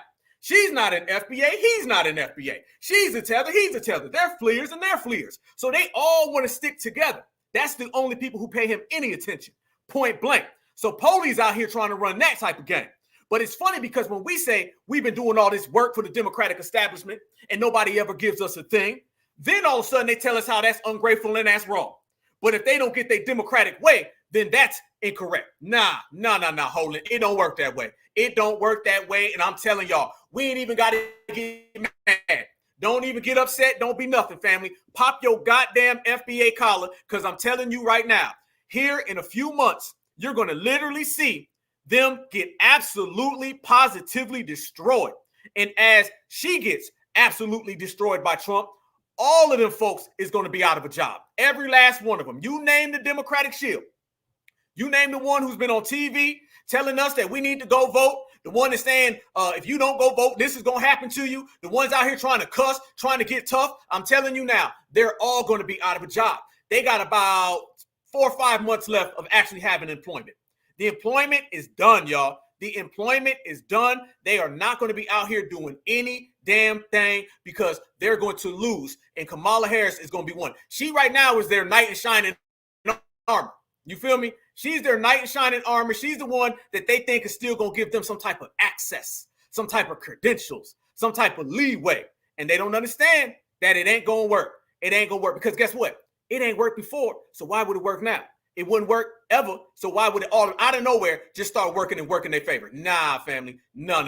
The Kamala Harris hype train is going down the drain, and we're watching it all the way live in the living color, and that's a good thing. Holden can say whatever the hell he want to say. He can come out and talk whatever he want to talk. It does not change the fact, y'all, that it is going down super bad, and we are here for it, and we watching it all play out live in the living color in the flesh. Democratic shields absolutely shook up right now. Yes, the hell they are.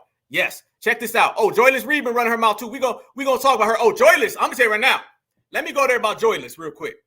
Joyless Reed is about to get the worst out of all this. She's going to get canceled by her own party, And then she gonna have the dominant society on top of it, because she's talking extra reckless. You notice though, family, notice a different energy with Van Jones. Let's go there. Let's talk about these folks. Notice that Van Jones, he was on some, hey, I don't know. He ain't came out and endorsed Kamala. Van Jones ain't came out and endorsed her. No, no. I'm going to tell you what happened. I'm going to tell you, notice this. Van Jones is playing the fence because Van Jones is saying he might go to a W Democrat, or Van Jones might even want to be a Republican here soon. Remember, Van Jones this whole week during the Republican convention, he's been bigging up Trump. And then guess what we found out?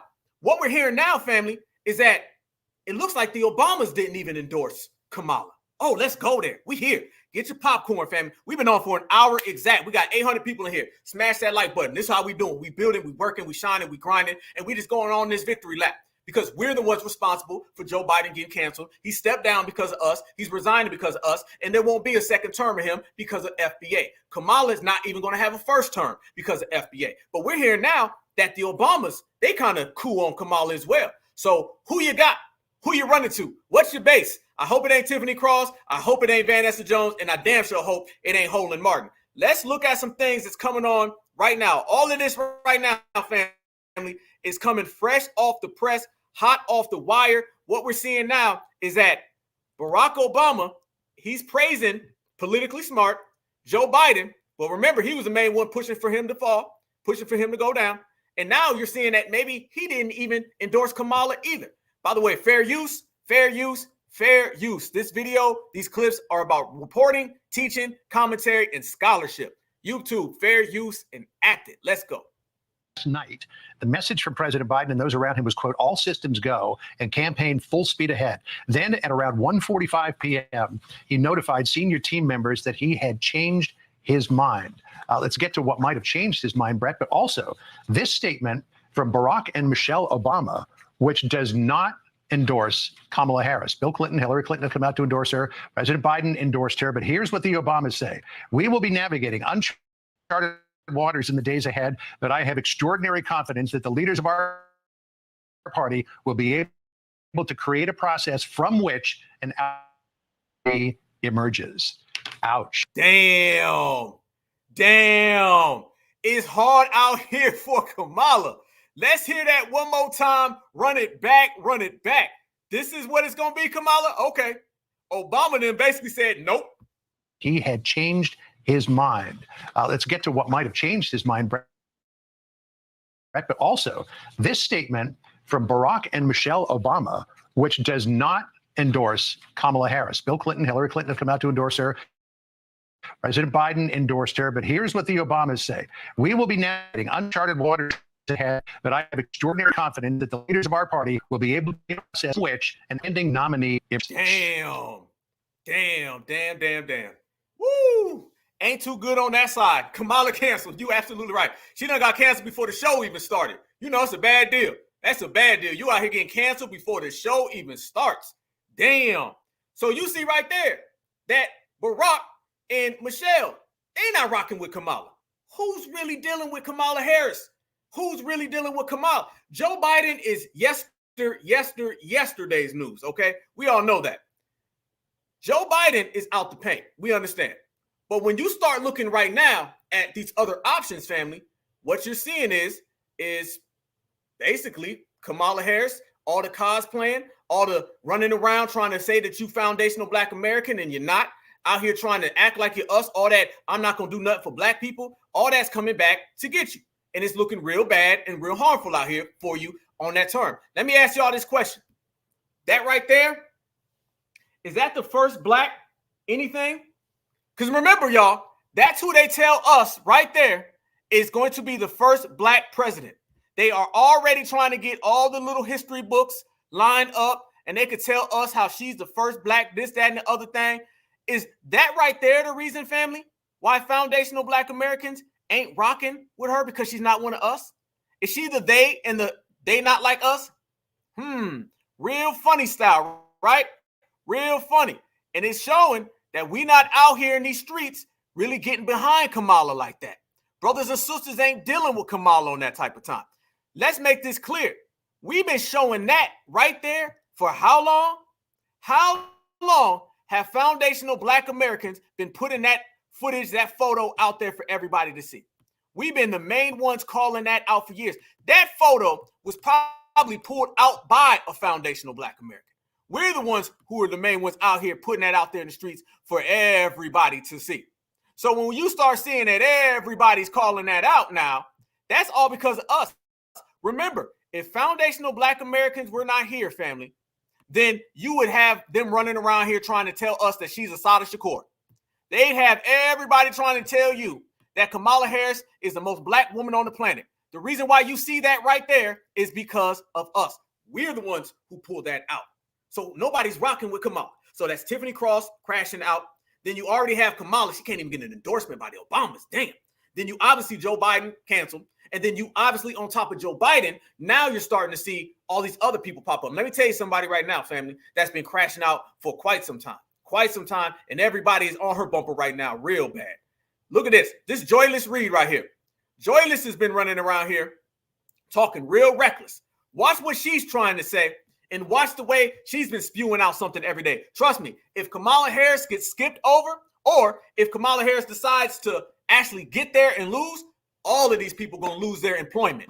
Note that it is Black and brown Democrats who are opposing this push out. I think there's one African-American Democrat who's for pushing Biden out. Already started off talking about Black and brown. Look at that. First sentence. That it is Black and brown. There's one African who's for pushing Biden out. And note that it is consultants and non-people of color Democrats who are on the other side. Just an interesting thing to note. And the last thing I'll note is, where are the voters who are being asked about this, and also the people who would have the job of actually getting out this vote? They're not being asked. No one's asking them. Apparently the donors and the sort of elite Dems are just kind of doing their own thing. Weird time to be a Democrat. Let me know what you think in comments. I'm going to tell you what we think. Okay, first off, I'm going to tell you what we know first. First is that you are not a foundational Black American. So speaking on foundational Black American business is not your forte at all. Second, what we know is that you can see, again, she's on some Black versus Democrat. You've never heard this much talk of Black versus Democrat, y'all. You have not seen this much talk. They're doing a whole lot of Black versus Democrat out here in these streets, fam. They're really having that. The Black Democratic shills are so desperate right now to get on. They're trying so hard to get on. They really right now, family, want to be in some type of position where they can do anything or they can get their way, but it's not working. The Black Democratic shills having a hell of a time. Think about it. Tiffany Cross, Roland Martin, and Joy Reid, they out there saying, Massa, let me tell you something. When Massa's having trouble with other Massas, it's not too good on the slave who's cleaning the house, all right?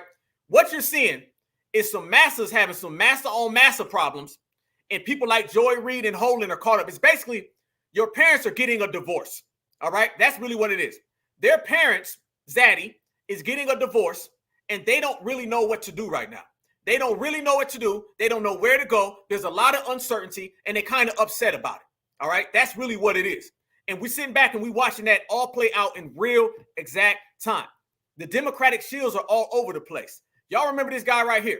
We showed y'all this guy last week. Look at this guy right here. Look at all the flipping, the flopping. Look at all the different opinions coming from these Black Democratic shields. They don't know what to do, y'all. They don't know, because when Joe's gone and then Kamala loses, they're all going to be slaves without a home. Trust me when I tell you that. Look at this right here. Remember this guy? Watch him.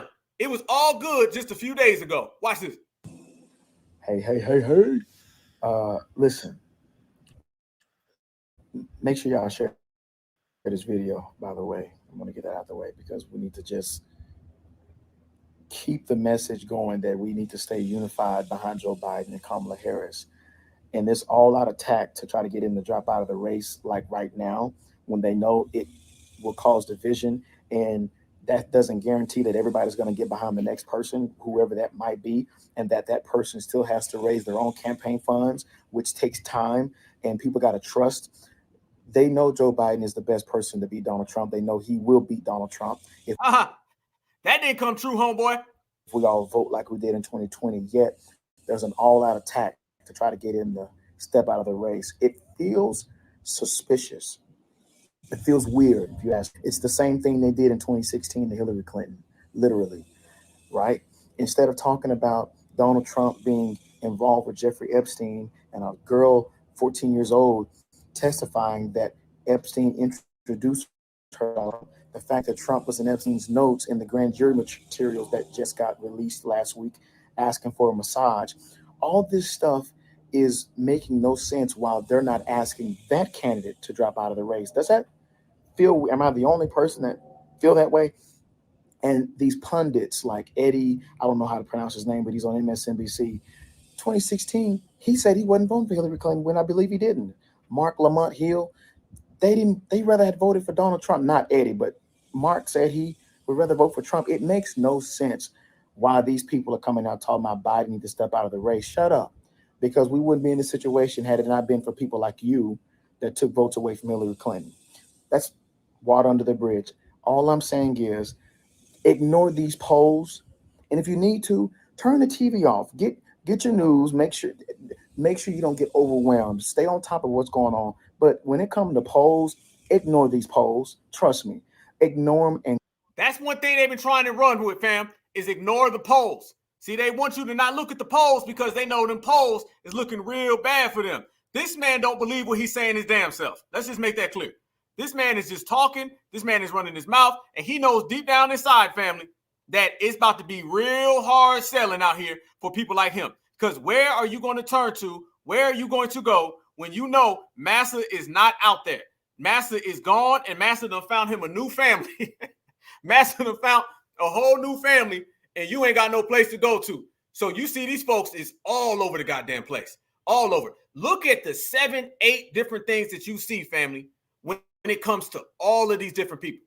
All of these different people. You're seeing that they're all telling Joe, one people saying, Joe, stay around. Next people saying, Joe, no, you need to stay. Next person saying, Joe, don't leave. You know what I'm saying? They talking all that. If y'all remember, I want to say like a week or so ago, Roland Martin was running around here saying he was confident that Joe wasn't going to step down.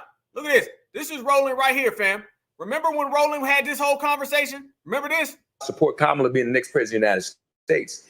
That 47% might go up because Trump can't mobilize his base anymore. No question. First of all, if there's a black person. Stop. He's not stepping aside. So it's a wasted conversation. No, but let me just finish, Roland. No, it's a wasted conversation. He's not stepping aside. But Roland, wait a minute. You sure about that, Roland?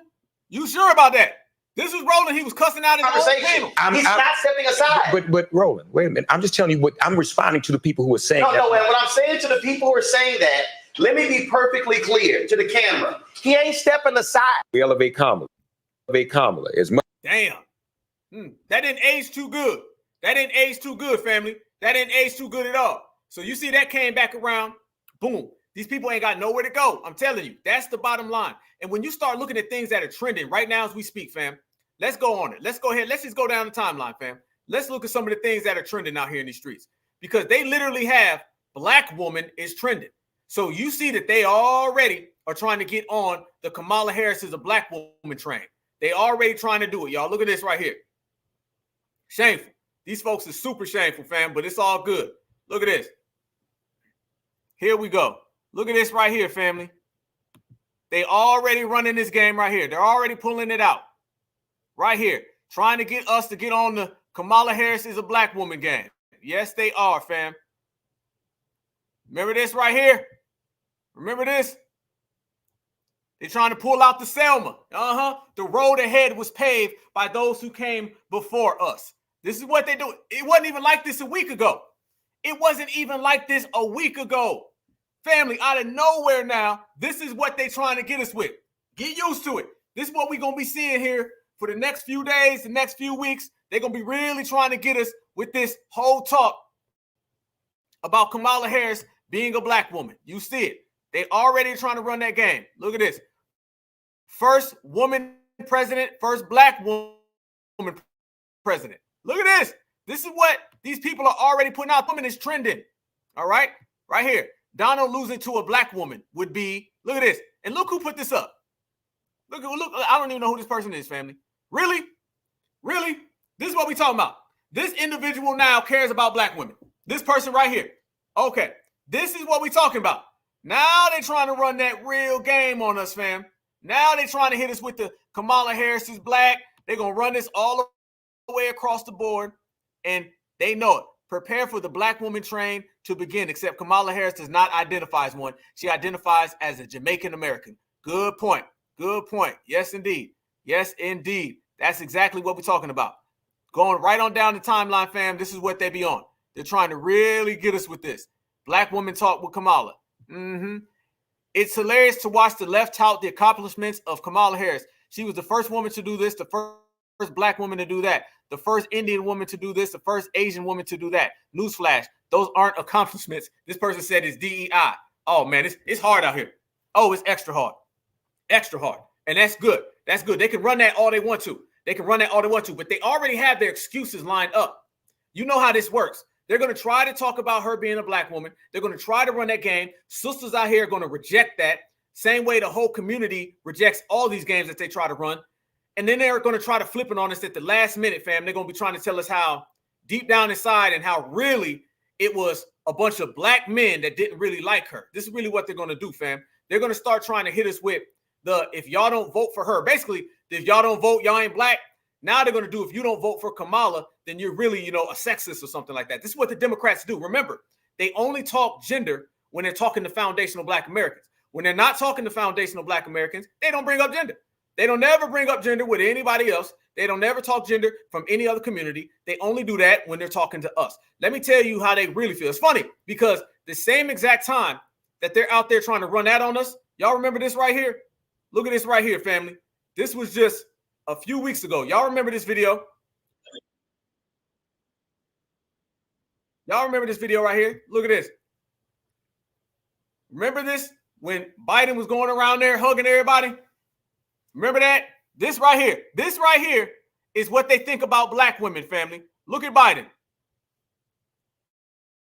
And proceed. And he moves on. Boom. Look at her face right there. Perfect stop. Perfect stop. Look at her face right there, family. That's how they really feel about sisters. And you notice that they don't give any type of credence to any foundational black American, only during election season. And then now it's all a bunch of symbology and gestures. We've already made it clear we don't want none of that. Foundational black Americans, we want some real tangibles. We want some things that we can stand on. None of that talk that they're trying to feed us. But you see right there, clear as day, that they're trying to run this game. And that right there is an absolute vision of how they view us. And that's how they always have. There ain't nothing new out here in these streets when you deal with the Democratic establishment, family. No. And all the other people, they can run that game and they can act like it's something serious. It's something that they really believe. No, they don't. No, they don't. They see the same thing that we're out here seeing, family. And they know that's how the Democrats view everybody. That's how. Now, you notice who he went over there and talked to. You see who he went over there and talked to. But the things that they're going to run into that we've been seeing and we've been calling out that we know for a fact are going to harm the Democratic establishment. The main thing that they're going to run into, family, is the fact that their voter block, their main base, doesn't exist. And to be honest with you, it hasn't existed for quite some time. Every single election, it's been going down more and more and more. Everybody sees it. So they're going to spin Joe Biden, because Joe Biden is going to come out here in a couple days. He's trying to get a story together. They're writing his little script right now. But when you deal with a president stepping down on this level at this magnitude, family, what has been going on? I said straight up, we all right here, we said it. We said that this was going to be the Black American summer. And mind you, we're going to have to go ahead and put that flag on it because they're never going to get a real credit. But we know what's been going on out here in America. We've been literally running everybody out the paint. Everybody's getting ran out the paint. And the fact now that it's went all the way to the White House, we were just in Washington, D.C. We were just in Washington, D.C. And as a matter of fact, when I gave my speech in Washington, D.C., I said I want the White House to hear exactly what I'm talking about. Apparently, they're hearing it. They're hearing it real clear. Look at this right here, y'all. This shows you, again, what people are out here saying about what's really going on. And remember, you don't see people with the capes on. Ooh. Thank you, boy. Thank you, boy. That boy gone. Thank you, boy. Oh, Tom, this dude was sorry, boy. This dude was sorry. Sorry, man. Oh, Tom. You should have did this before. Oh, Tom. Now, mind you, this guy, he bucking his eyes, but here's the kicker. Though he doing all that bucking his eyes and all that, they wouldn't be talking like that if foundational Black Americans weren't out here, family. If foundational Black Americans weren't out here putting in work, and foundational Black Americans weren't out here really speaking truth to power, nobody thought it was cool to speak down on Joe Biden. Everybody was absolutely on the Joe Biden train until we're the ones who said, nah, that ain't really what it is. Nah, FBA ain't standing for it. Now you're starting to get stuff like this. Tom, boy. Oh, Tom. I don't care who it is. I don't care if it's Kanye. Kanye would do a better job than him, bro. All because of us. President Biden has just dropped out the presidential election. And the real messed up part of all of this is we knew this 2 years ago. Why did they wait? When we all knew 2 years ago, this man was not fit, not strong. He was frail. He was confused. We knew all of this 2 years ago. I don't care what excuse they given for him dropping out the election. At the end of the day, we knew 2 years ago that this was going to happen, that he wasn't strong enough for this. And I guess now they're just going to throw Kamala Harris in there. And she hasn't really been doing much in the past 4 years. She hasn't done nothing in the last 2 years. I know. There goes again. More people stepping on Kamala. Family, is anybody out here really on the Kamala train? Nobody's talking about Kamala Harris. Everybody out here is absolutely dogging Kamala Harris. Absolutely dogging Kamala. We have yet to see one person other than the people you already knew, the Democratic shields, that were going to represent Kamala. Nobody. What's her voter block, y'all? Because we're seeing women of all backgrounds, and they're not standing with Kamala. Try again. I know people Democrat. I'm a Democrat, okay? I'm pissed off because I'm a Democrat, and I'm still going to vote blue. I don't know for who, though. I'm still voting blue. But at the end of the day, we should have been better prepared. We are in, you might as well say August, because August is in a week. You might as well say we are in August, and we are not prepared for somebody else to come into this election and win it against Donald Trump. They just gave the election to Donald Trump. I'm so pissed off at the Democrats. Damn. So pissed off at the Democrats. They just gave the election to Donald Trump. It's all one big goddamn rap. So basically, in reality, nobody again is. Look at this right here, family. More people are out here completely going in on the whole Biden-Harris situation, and nobody stands at all with the Democratic Party. Check this out. Here we go. Let me pull that back up.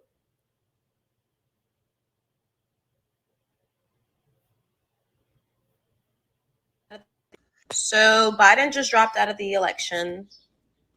So what the fuck happens now? What the fuck happens now? What? So Biden just dropped out. 2025 is in motion at this fucking point. Kamala, Michelle, Mr. Beast, hell, this is all some real shit. The word about the end. Like, what the y'all is finna go right back to Jim Crow.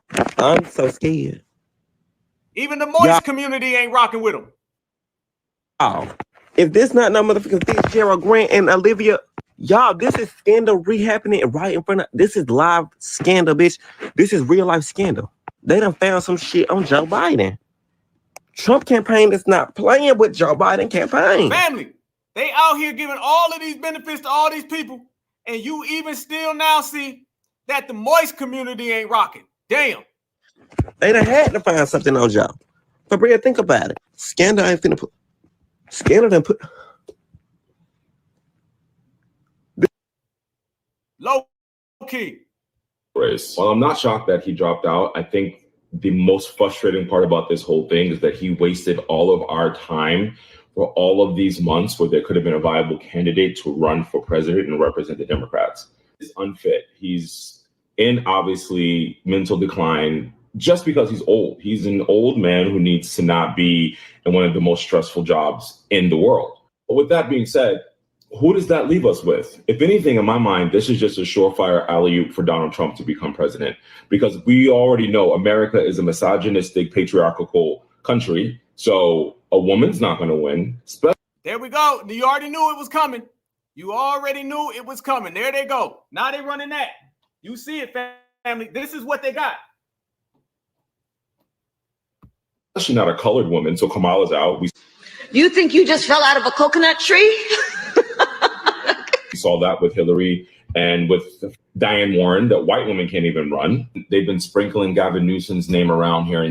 And I live in LA, and Gavin Newsom has the state of California in a state of disarray. So not him. Honestly, can someone in the comments name me who a viable candidate to go against Donald Trump in this upcoming election would be? Notice again, y'all, nobody's talking about Kamala. Everybody's speaking around Kamala. Nobody's talking about her. I have not seen one of these people say Kamala Harris is the best candidate.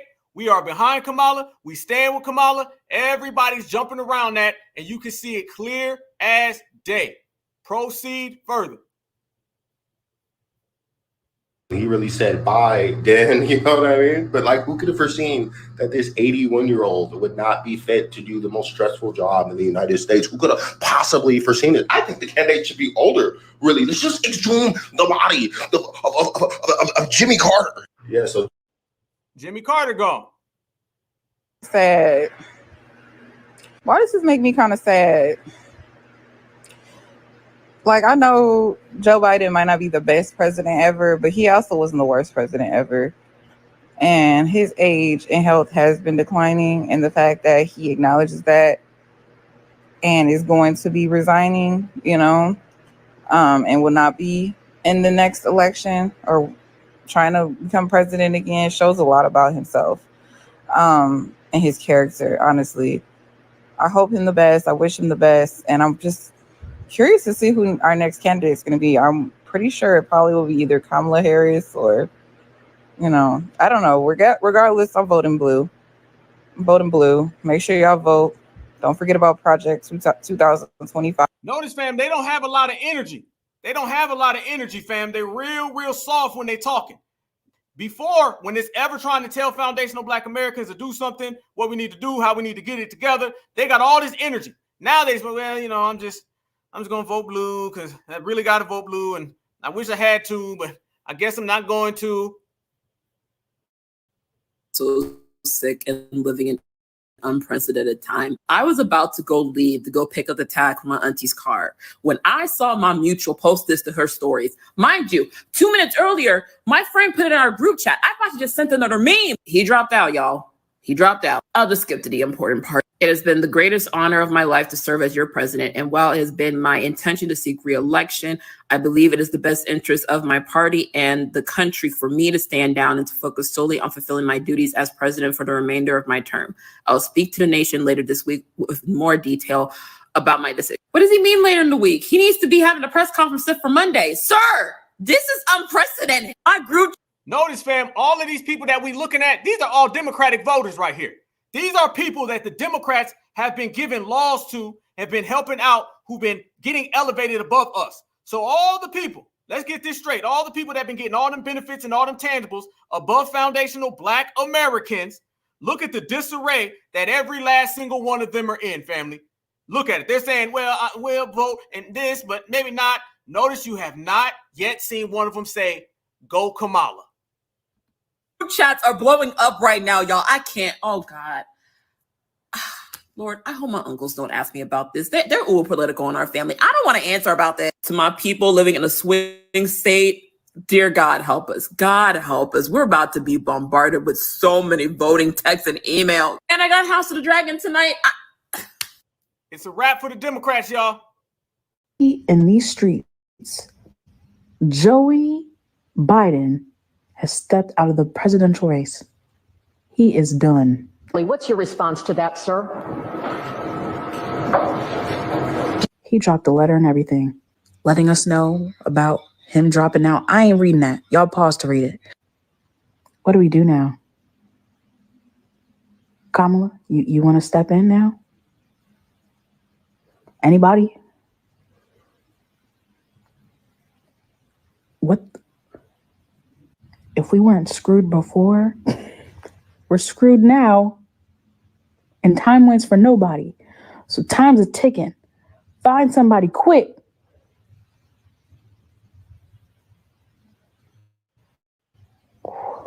Speechless.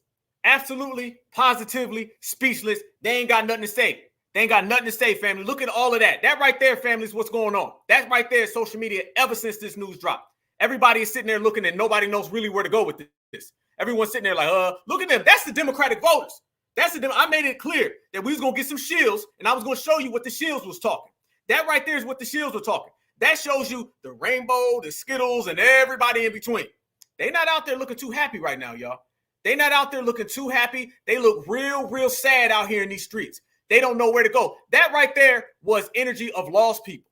These are people who are absolutely positively lost, and they don't know what's coming next. They don't know what's going to happen. Foundational Black Americans can tell you what's going to happen because we've been the one calling the shots the whole goddamn time. But it's a different play, and it's way different when you actually see it pan out. This is what's also going on. Look at the Democratic shields now on television. They're out here talking about how much of a monumental thing this is and how Joe Biden's stepping down. But everybody and their mama knew that Joe Biden was going to step down. We were just the ones out here calling it in real goddamn time. And yes, we are going to continue to call it in real time. Fair use, fair use, fair use, family.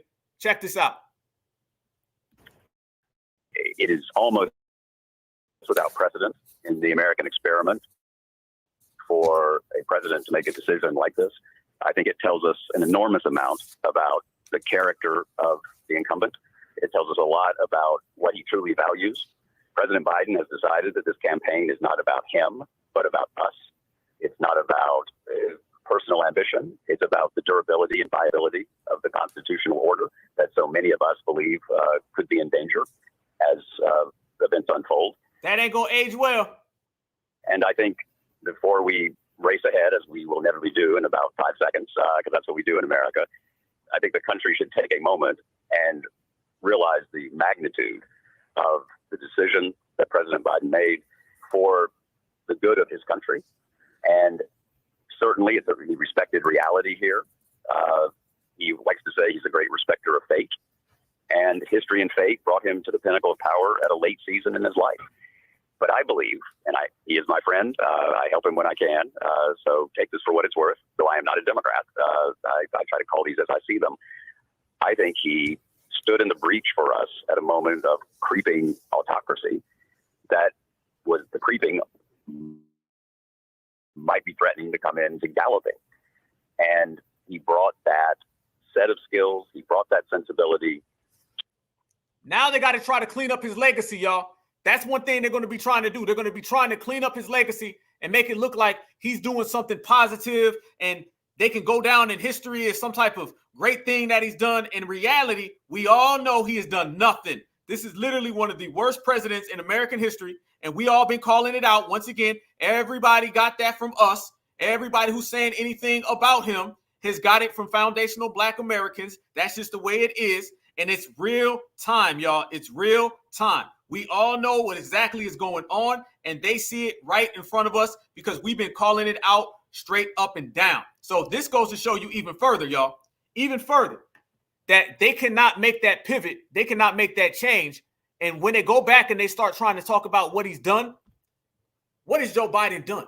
What has he really done, fam? What we're really seeing is, now let's talk about it. All the tethers coming in, the mass immigrants, all of that now is why foundational Black Americans. That's why I said this is a great thing for FBA, y'all. This is a great thing for foundational Black Americans because we've been the main ones sitting back watching this migrant crisis. Now the migrant crisis is going down the drain. This has put us one step closer to the immigration policies being out the goddamn paint. Out the damn paint. That is putting us one step closer to getting rid of all of that. Because this man is the guy who's been flooding our zone absolutely with nothing but, migrants coming in from every single part of the world, migrants coming in from every aspect. And remember, the majority of them people come where, y'all? They come straight here to foundational Black American communities. That's where they come. So now that we're getting rid of that with him stepping down, that's nothing more than a great thing for FBA. Let's talk about this in a way that affects foundational Black Americans. The way this affects foundational Black Americans, the way this affects foundational Black Americans is not only have we shown them our political power, because one thing we couldn't do in this election, we couldn't come out in this election, family, and talk all this game about we're not going to vote and then Black folks go out there and vote. We couldn't talk about how we was going to stand on business and then Black folks is out there voting blue no matter who. We couldn't do that. So what we've done now Trust me. We know and they know. They may not say it on national television, but we know the real.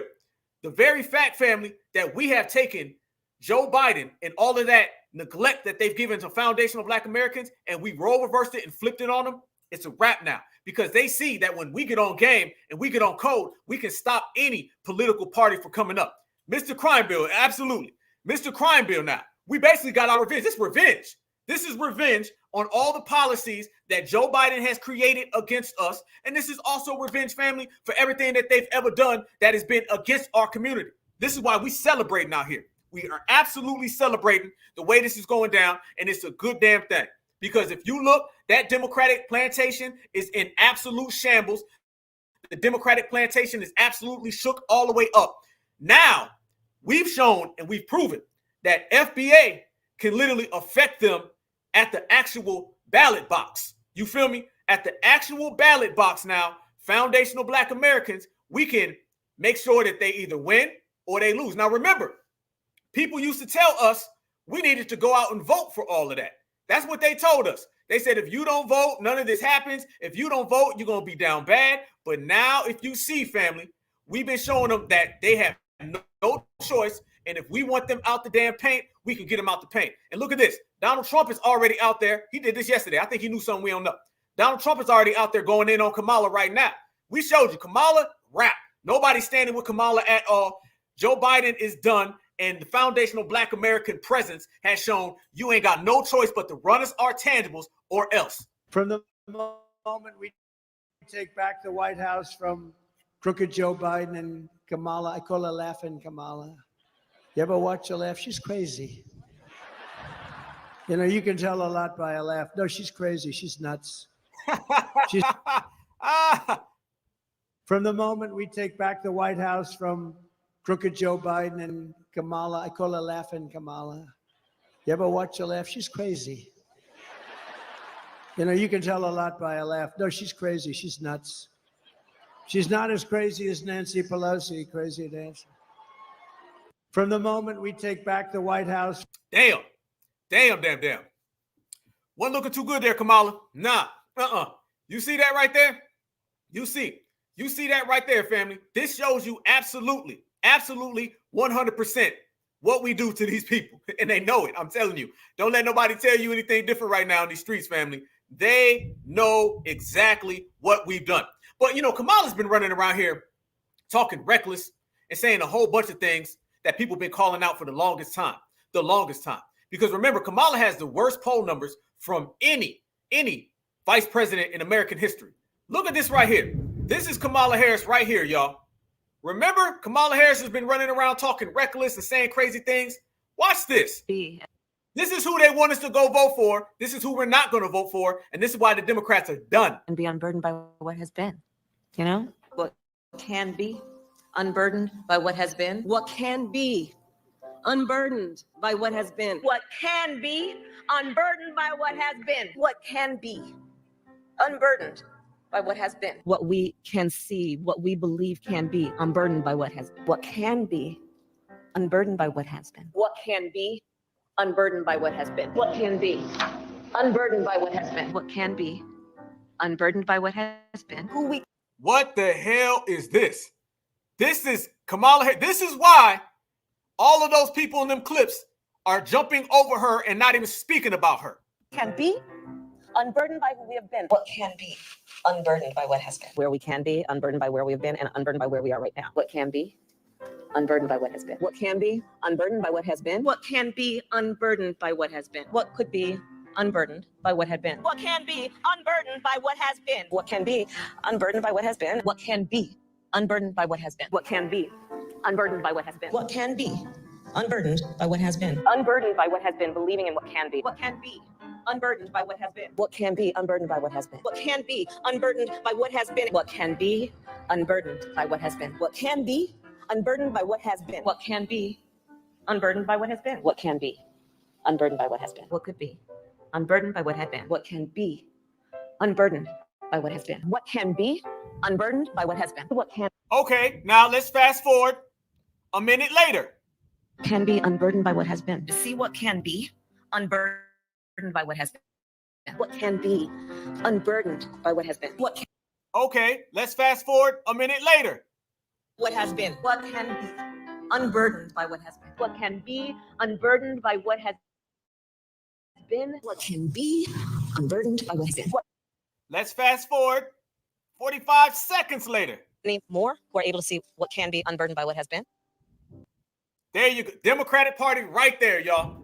Democratic Party right there. And trust me, y'all, when she's running around here talking about unburdened and all that, I guarantee you the majority of that family was her talking to us. Now, remember, when she was talking to people from her community, she wasn't talking like that. Nah, she was out there telling folks off top, you need to kick the damn door in. You need to run it. You need to get everything you need. That's what she was telling people from her community. When she comes around foundational Black Americans, she starts running a different type of game. This is what they do. It's unburdened by what could be. That's the type of talk that they be on, family. Look at this right here. We seen Clyburn out here. Let's show you Clyburn. This was Clyburn earlier today.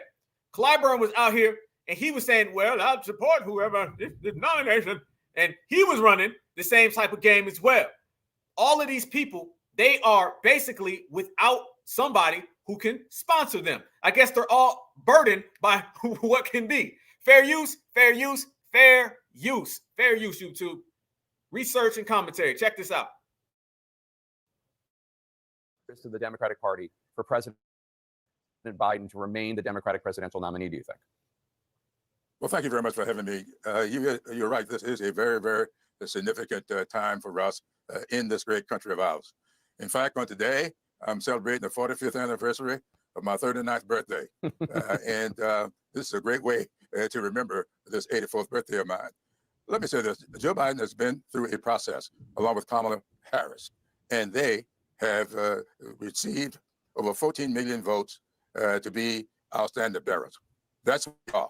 There's a process in place.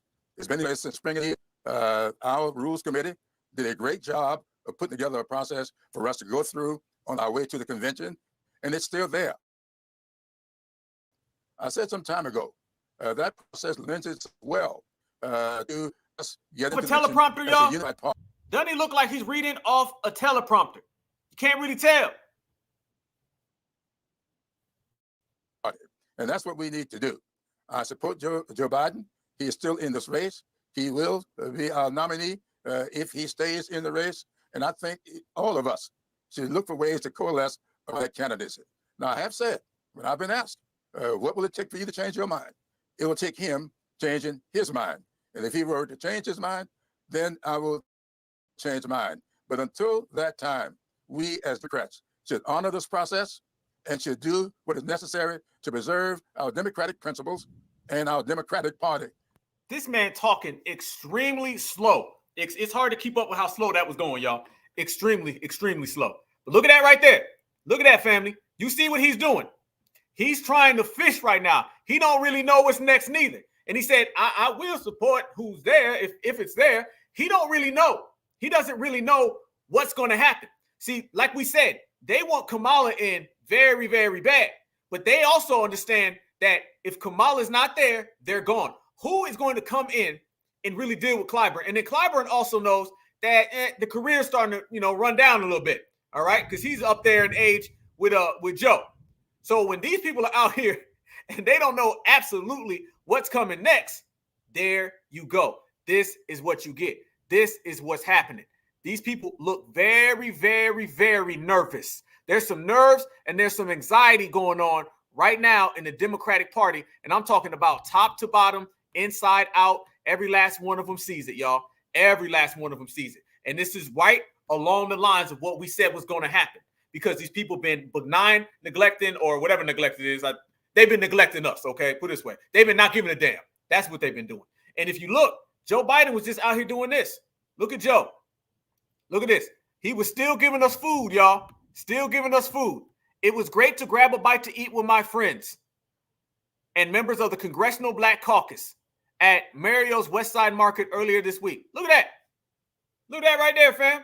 That's what Joe Biden, this is literally the last thing that you've seen Joe Biden doing, y'all. This is the last thing that you got to see with Joe Biden. This is it. Basically, before he announced that he's stepping down, you ended up getting this right here from Joe Biden. Still out here giving black folks food. That's it. That's all you were ever going to get with these people, y'all. All you was ever going to get was food.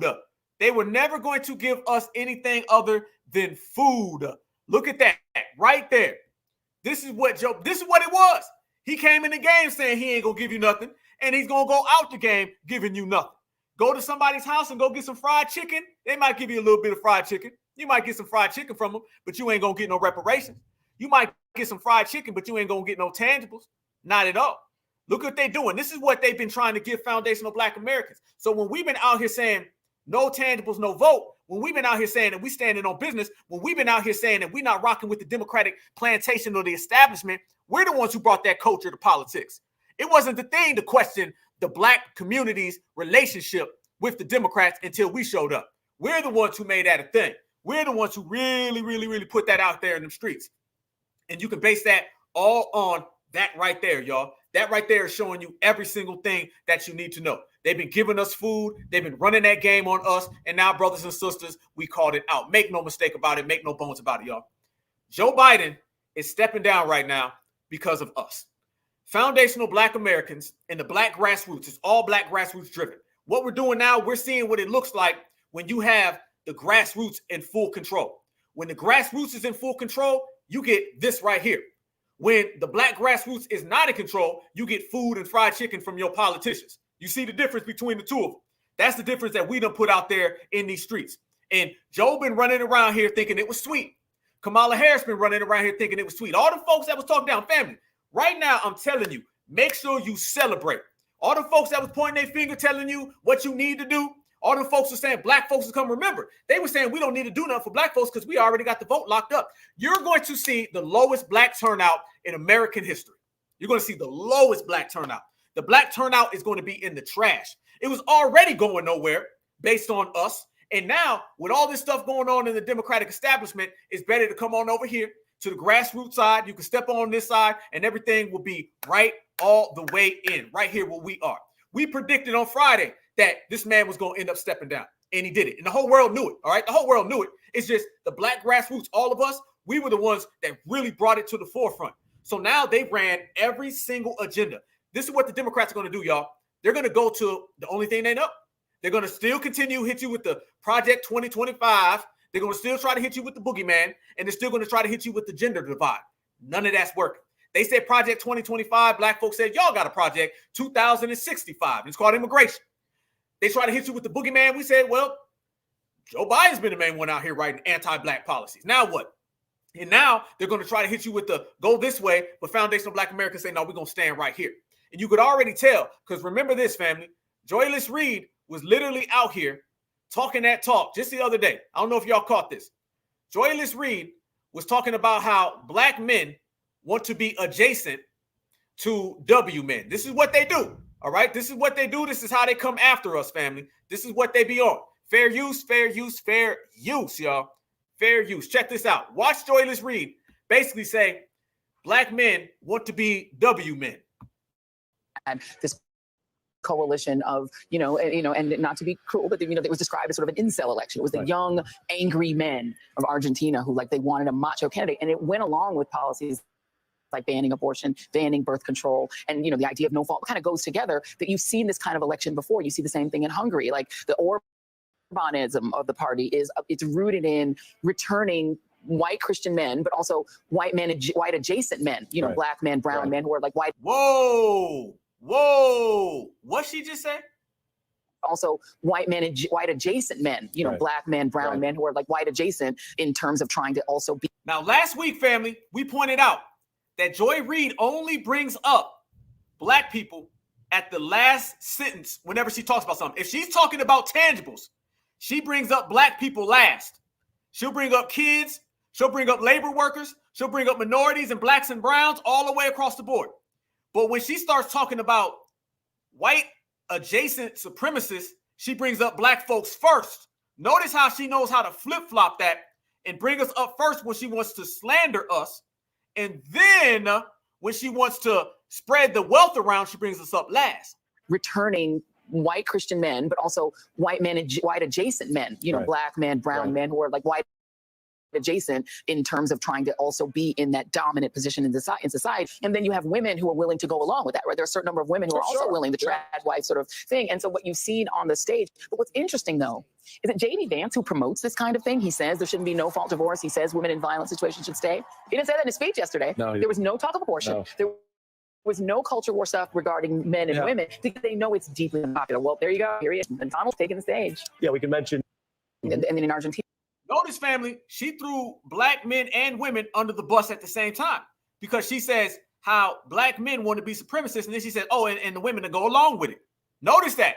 Notice that, family. This is what you get with these Democrats. They don't give a damn. They will throw anybody under the bus to get a half a vote. A half a vote. Watch how she slowly slides in the whole community. Of the party is it's rooted in returning white Christian men, but also white men and white adjacent men, you know, black men, brown men who are like white adjacent in terms of trying to also be in that dominant position in society. And then you have women who are willing to go along with that, right? There are a certain number of women who are also willing to trad wife. You have women who are willing to go along with that, right? You have women who are willing to go along with that, right? There are a certain number. See right there, y'all. That's what we be talking about. That's what we be talking about. She did that right there. She says, basically, let's just put it there. She basically took black men and black women, threw everybody under the damn bus. Everybody under the bus. Now, it's funny, though, because if you absolutely, positively call it for what it is, notice, fam, they do not ever pull this with anybody else from any other community. Any other community, you don't ever get this type of behavior. Only when you're dealing with black Americans do you get this. She knows damn well exactly what's going on out here in these streets. She knows damn well exactly what foundational black Americans have been calling out. But instead, what she wants to do is shame us in a back doorway to try to get us to vote Democrat. Basically, the Democratic plantation, their whole policy is this, y'all. If you go along with the Democrats, you're good. If you don't go along with the Democrats, you're bad. And they'll call you anything and everything that they want to call you if you're not on that plantation. This is why we say it's plantation politics. This is why we say we done got rid of the Democratic plantation. This is why we know for a fact that Jim Crow Joe is on that level right there. Yeah, this is what happens now, okay? This is what happens. They're going to give us everything they can, family. They're going to try to run every single game. But I'm telling you now, she is going to get one of the biggest wake-up calls. Yes, the wake-up call that's coming for her is going to be one of the biggest wake-up calls you've ever seen, family, because all of these people are going to be disposable, all right? They're all going to be disposable at the end of the day because supremacy is not going to need them anymore. The reason why supremacy is not going to need them anymore, y'all, is because if you boil it all down and you look at it from what it really is, they have failed to get black Americans to stay on the plantation. That's their only job. That's the only thing they're supposed to do. They are supposed to lie to us to get us to vote Democrat. When they cannot lie to us to get us to vote Democrat, then they lose their job. So now they're all losing their job. Just get ready, family. It's going to be some real good times for us and some real bad times for them. Every Democratic shield is about to get the pink slip. Joe Biden is going to a nursing home. And Kamala Harris is probably going to go back to California because she's going to get mollywopped in the election. Mollywopped. She was supposed to be the one to rock us to sleep with some black and brown coalition, and she's really a black woman. Nope, people didn't go for that. She failed. Holden Martin has failed. Vanessa Jones has failed. He's in here on TV right now. Hell, he's probably still crying. Everybody has failed in their process of getting foundational black Americans to get in line and get on board, and we have not went down that path at all. Look at this right here. 59 years old. Let's get to know Kamala Harris. Kamala Harris, U.S. president, 59 years old, first woman, black American, and South Asian American woman to be elected vice president. Former senator of California, former California attorney general. Okay, this is what they out here trying to sell us. They're doing a whole thing. How we got to get to know her, and she's been around now for the last 3.5, 4 years. Interesting. But says in part, President Biden pointed us away from 4 years of chaos, falsehood, and division that had characterized Donald Trump's administration. Through his best policies and example, Joe has reminded us of who we are at our best. a country committed to old-fashioned values like trust and honesty, kindness and hard work, a country that believes in democracy, rule of law, and accountability. It says later, we will be navigating uncharted waters in the days ahead, but I have extraordinary confidence that the leaders of our party will be able to create a process from which an outstanding nominee emerges. I believe that Joe Biden's vision of a generous, prosperous, and united America that provides opportunity for everyone will be on full display at the Democratic Convention in August, and I expect that every single one of us are prepared to carry that message of hope and progress forward into November and beyond. For now, Michelle and I just want to express our love and gratitude to Joe and Jill for leading us so ably and courageously during these perilous times and commit to the ideals of freedom and equality. Look at that picture right there, fam. You can tell what we were talking about a few days ago. Barack Obama has jumped off the Joe Biden train a long time ago. And you don't do that if somebody's been such a successful president. If he's been one of the best presidents of all time. The same thing that got Van Jones out here crying, right? The same thing that got Van Jones out here tearing up. If he's been such a great president, then how come you see Barack Obama jumping off the ship ASAP, fast, couldn't get out of there in a hurry? Because Barack knew, because Barack got canceled by foundational Black Americans. He knows what time it is. He knows exactly what time it is, family, because he got the same treatment. They know what we talk about out here in foundational Black America, y'all. I'm telling you, they know absolutely positively that every single one of them has lost all of their butter biscuits. They ain't got no weight out here in these streets, and everything has went down the drain. They know it better than we know it, family, because they're out here trying to get votes. Foundational Black Americans ain't voting. We standing on certified business, and when we stand on certified business, this is what you get in return. Wholesale done came back down on them, family. So if you see all of that right there in the living color on the forefront, you see these folks crashing out left and right, you know damn well that we're the ones calling. Remember, they sold us Barack Obama as a black man. Foundational Black Americans, we like, nah, not really. Remember, they sold us Kamala Harris as this super black woman. Foundational Black Americans didn't go for it. Do you know those are two of the most essential things out there? Is for them to have these people cosplay us. And when they cannot cosplay us, it's a wrap for everything they got going. Think about that, fam. You can't cosplay foundational Black Americans. Therefore, you can't get foundational Black Americans to go vote. Everybody that used to have power over our community, you know, the boule, where the boule at? Where the boule at right now, y'all? Where is the boule? You don't see the boule around here. They ain't got no power no more. Not at all. Because of us. Barack Obama, I'm telling you, they spent billions of dollars on Barack. Barack ain't returned no type of money. No, they really thought Barack was going to be some type of token Luther King. They thought they was going Martin Luther King, Barack Obama. Yes, we can was supposed to be I Had a Dream. Yes, we can had about 8 years, crashed out. Look at Kamala. She tried to come in and they thought they was going to do Barack Obama 2.0 with her. Family, I want y'all to realize how fast did we run Kamala's career out the paint? Think about this.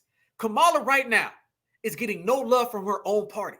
People are literally jumping over her. And I'm going to say this. A lot of people from the dominant society, when they find out that they want to push Kamala, oh, this is going to be pushback. I'm telling you, the next coming days, family, when a lot of these other W politicians start stepping up, Kamala's going to be looked at as bad. They're going to make her public enemy number one in the Democratic community.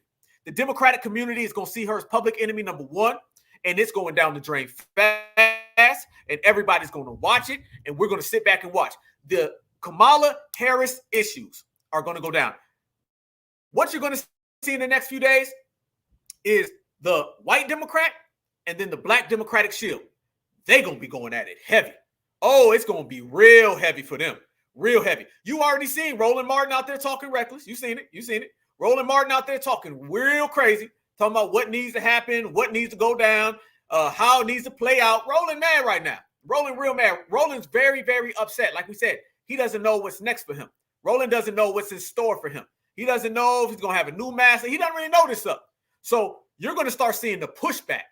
And when the pushback comes in, it's going to be coming in from a lot of people in the dominant society. It's already there now. And they're going to be saying, we do not want Kamala. Roland Martin and them is going to be saying, why? Y'all's racist. And they ain't going to be able to pin that on us. The problem right now is Billy Bob and Jethro. That's your real problem. Billy Bob and Jethro are the real problems because Billy Bob and Jethro, they don't want Kamala at all. Foundational Black Americans, we've been on a whole different time frame with her.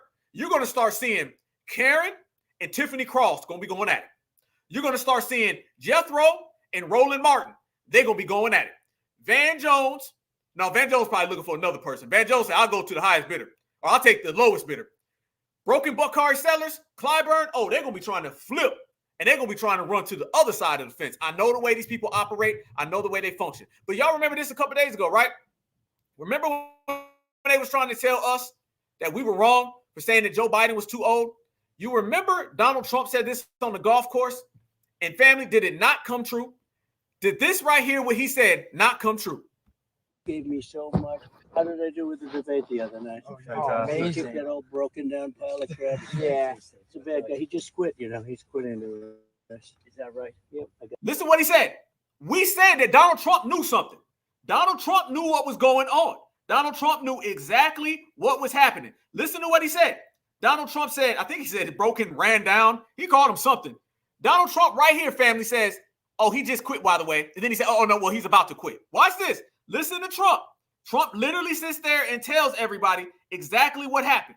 Trump makes it clear. He already knew that dude was about to step down. Gave me so much. How did I do with the debate the other night? Amazing. That old broken down pile of crap. Yeah. It's a bad guy. He just quit, you know. He's quitting the rest. Is that right? Yep. I got him out. And that means we have Kamala. I think she's going to be better. Listen to that, family.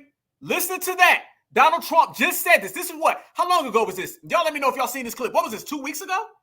Was this 2 weeks ago, family? I'm pretty sure this was about 2 weeks ago where Donald Trump said clearly right there that Kamala Harris was about to be in. He knew already. Trust me, these people in Washington know exactly what's going on. Watch this one more time. He said that man is gone. He quit, and we're about to have Kamala. Pile of crap. Yeah. It's a bad guy. He just quit, you know. He's quitting the rest. Is that right? Yep. I got him out of there. And that means we have Kamala. I think she's going to be better. She's so bad. She's so pathetic. It's so amazing. It's just so fucking bad. So I just can't imagine. But can you imagine that guy with dealing with Putin and the president of China, who's a fierce person? He's a fierce man, a very tough guy. And they see him, they probably. But they just announced he's probably quitting. Listen to that. They just announced he's probably quitting. What was that? Hold on. Oh, July 3rd, around July 3rd? Okay, appreciate y'all. Yep. Oh, family. It is the 21st. He said that they just announced that he's quitting. See, he's talking about behind the scenes. Behind the scenes is what it is. And by the way, I'm sorry. That's funny. That's too goddamn funny. Too damn funny. And does Trump look scared? Does anybody in the Republican Party at all look scared right now, Kamala Harris? Is anybody out here saying, well, man, we got to run now. Kamala's coming. Ain't nobody worried about Kamala Harris. They know what we see, fam. The receipts are out there. It's clear as day. Nobody's rocking with Kamala. Kamala has nothing. We literally just show people from the Skittles, the Starburst, the Skittles bag, all them communities, they don't even like Kamala. The Karens in the dominant society don't like Kamala. You seen the black and browns don't like Kamala. Who does Kamala have? You already see that the dominant society don't rock with her. You see the people of color don't rock with her. We were the first, though. Remember that. We were the first ones to call it out. So you see Trump right there. Trump saying, man, ain't nobody worried about her. Trump saying, please get her up out of here. I ain't scared. And you could tell already where that's going. He was calling it out ahead of time. Democrats have nowhere to run, y'all. Nowhere to run. Good. Yeah, that's amazing. Just keep knocking them out. Huh? Gave me so much. Then he sat there, family, and he got right up on out of there. Hilarious. Hilarious, hilarious, hilarious. That was perfect. And this is what it is. This is what it is. She has nowhere to go because, to be honest with you, she's been doing all that jumping around. And really what she should be doing, go to them other communities that you claim so much. Because you claim all these different communities. Maybe you need to go to those communities. Maybe you'll find your voter block there. That's really what I think. You need to go to the other communities because that's where your voter block lies. Because one thing for certain, we know as foundational Black Americans, we know that right there. That's what we know. We know that right there, y'all. Kamala Harris has never been. And you got to remember, this is the delineation era. We have made it clear that these people are not like us. Back in the old days, that song would have been Everybody's Like Us. Hell, it would have been We Are the World. We got rid of the we are the world energy, and now we got some they not like us energy. And they not like us keeps that goddamn door closed. And it does not allow cosplaying politicians. Let me tell you, Barack Obama would have never been the president in this generation. Hell to the no. Barack Obama wouldn't have won a thing because people would have been pulling his paperwork. We would have been calling it out. So they brought Kamala in way too goddamn late, way too late, and we wasn't going for it at all. Look who doesn't have power anymore. We say the Democratic establishment, the plantation doesn't have any power, clearly. All the boule don't have power no more, and the black church doesn't have power. Yeah, just a few days ago, Holland Martin was out here, and he was trying to big up the black church. And the black church was running around here talking all that talk about we need to get behind Joe Biden. Look at this right here. A lot of people didn't see this. There was when Joe Biden went to a black church. And remember, the black church couldn't save him. The NAACP could not save him. That lets you know the black grassroots, we are untouchable. It shows you that. Look at this right here, family. This right here was Roland Martin a few days ago, and he was talking about how Joe Biden went to the black church and they was doing that old talk. But here's the thing. Nobody listens no more to the black church. Watch this. You know, we make it perfectly clear how trifling Donald Trump is. And you've got these folks out here giving excuses. I came across this clip of a New York pastor who just laid it out, speaking in Abyssinian Baptist Church. He's Reverend Dr. Kevin Johnson. He broke it down.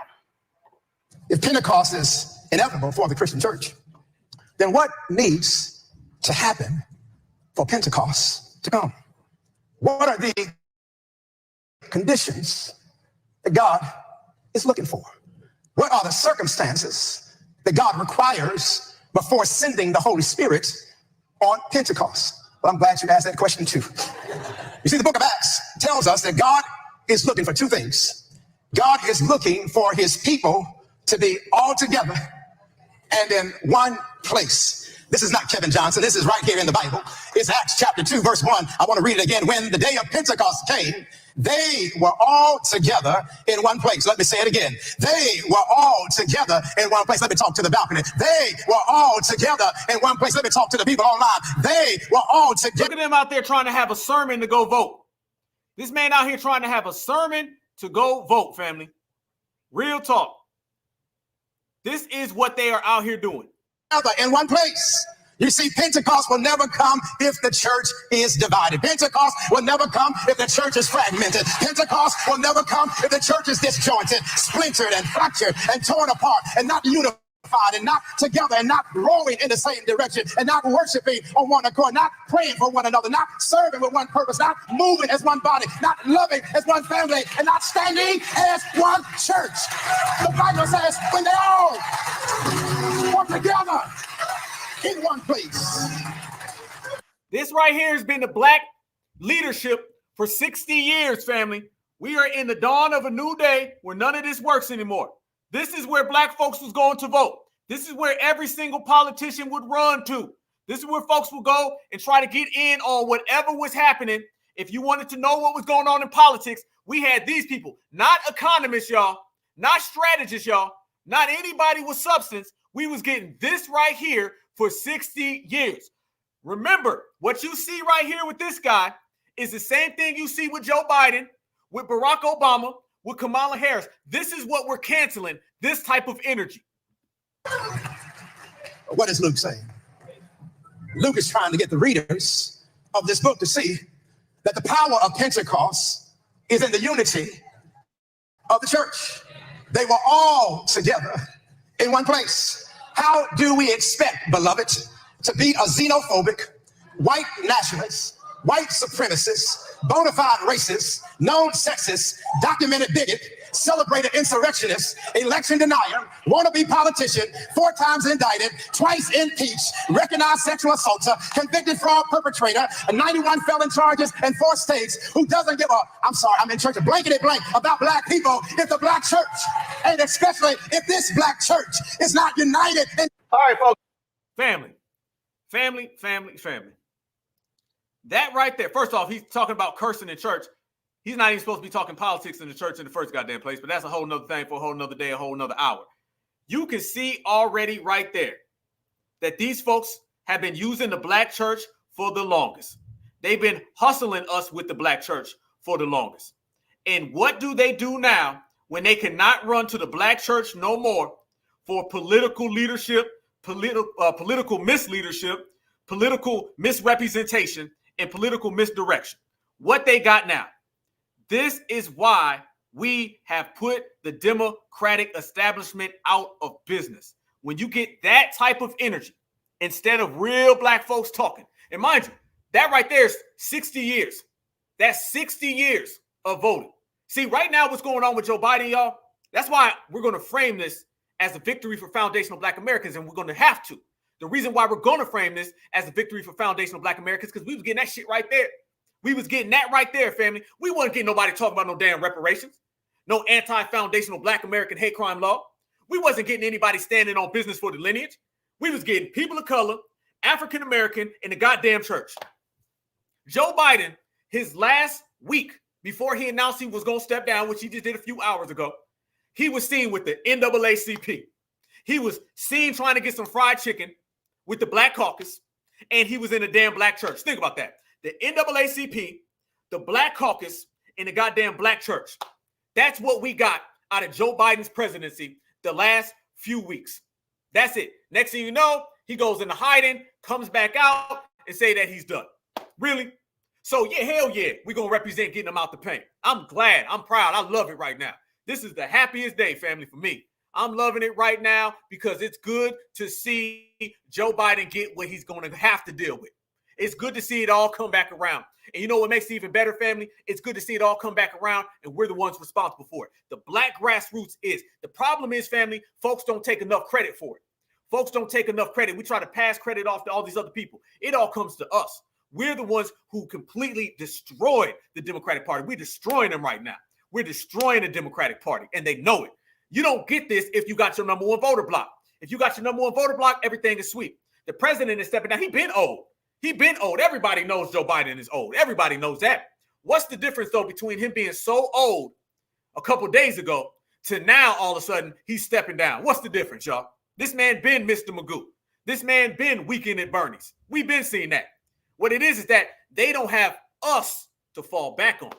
That pastor, that pork chop, preacher, pimp, pastor that was just talking a minute ago, he knows damn well he ain't got no influence over us. No, y'all got more influence over the community than he does, okay? The NAACP, they know, and they done see me face to face. They know they don't have no power out here in the real world. We do. The Black Caucus, rap, they ain't got no power. So every single person that they try to give power to, family, has been dismissed. And the next thing you know, since they've all been dismissed, they ain't got nowhere to go. This is why they're in shambles as we speak. That is all because of us. There is a black grassroots presence in every single thing that you see go on politically, y'all. I'm telling you right damn now. Make sure that we put that flag by it so we know ahead of time. Everybody knows ahead of time what it is. This is how you teach, and this is how you learn.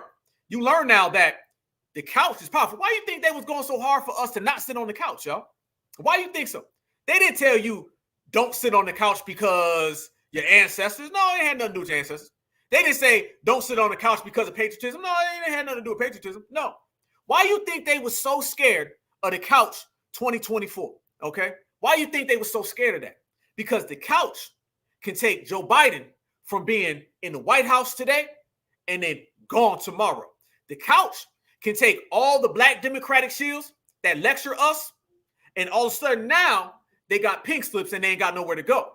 The couch can literally change the exact pressure that these people have on them. That's the only thing. This is why we run in the game right now.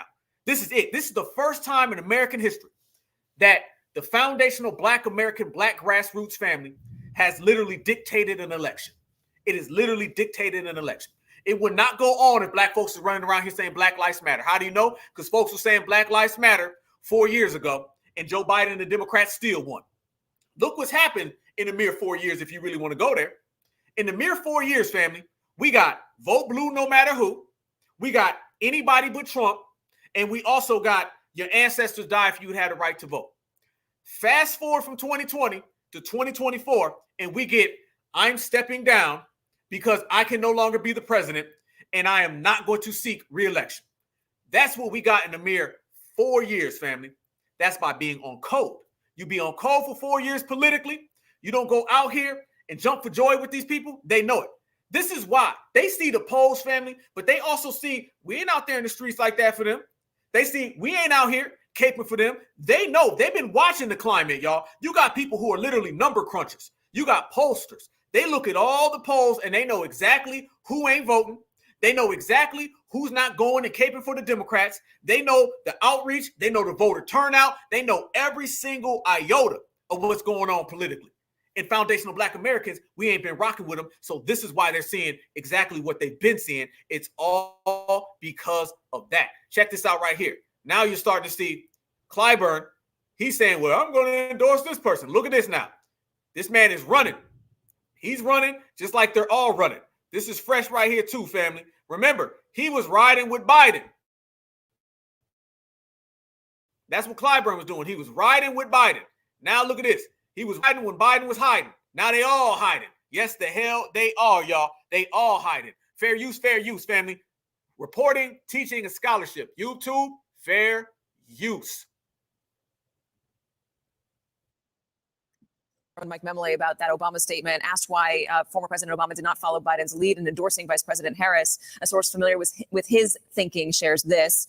Just like he did in 2020, once Joe Biden earned the nomination, President Obama believes he will be uniquely positioned to help unite the party once we have a nominee, lift up that candidate, and do everything he can to get that candidate elected in November. And Mem adds a little bit of context that while Obama often said supportive things about Joe Biden during the former VP's candidacy, he did not officially endorse him until after Senator Bernie Sanders ended his candidacy. We also have a little bit of reporting from our own Mike Memley about that Obama statement, asked why former President Obama did not follow Biden's lead in endorsing Vice President Harris. A source familiar with his thinking shares this.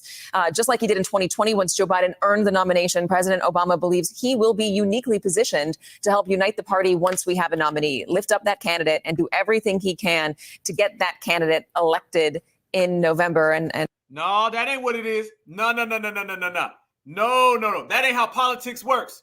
That ain't how politics works, y'all. He did not endorse him because he does not want to be with him. Family, he's the one who told Joe Biden to step down. Joe Biden went and endorsed Kamala Harris. So wouldn't it only be natural, family, that if he really was rocking with Kamala and he really felt that she would win, then it would be a different story.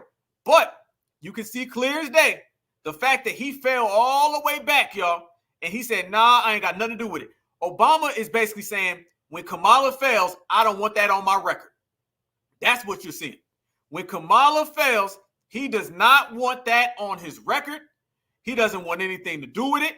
He wants to stay clear of her, and that is the political decision that he is making. Trust me, Obama is on the phone right now with every single other candidate that he can find.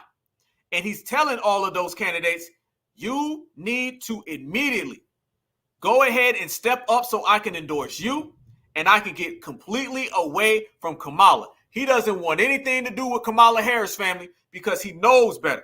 Because when it all boils down and Kamala Harris comes out here and she loses, they're going to start looking at Obama and they're going to say, well, damn, Obama, why your girl lose? That means the Obama endorsement won't mean nothing out here in these streets.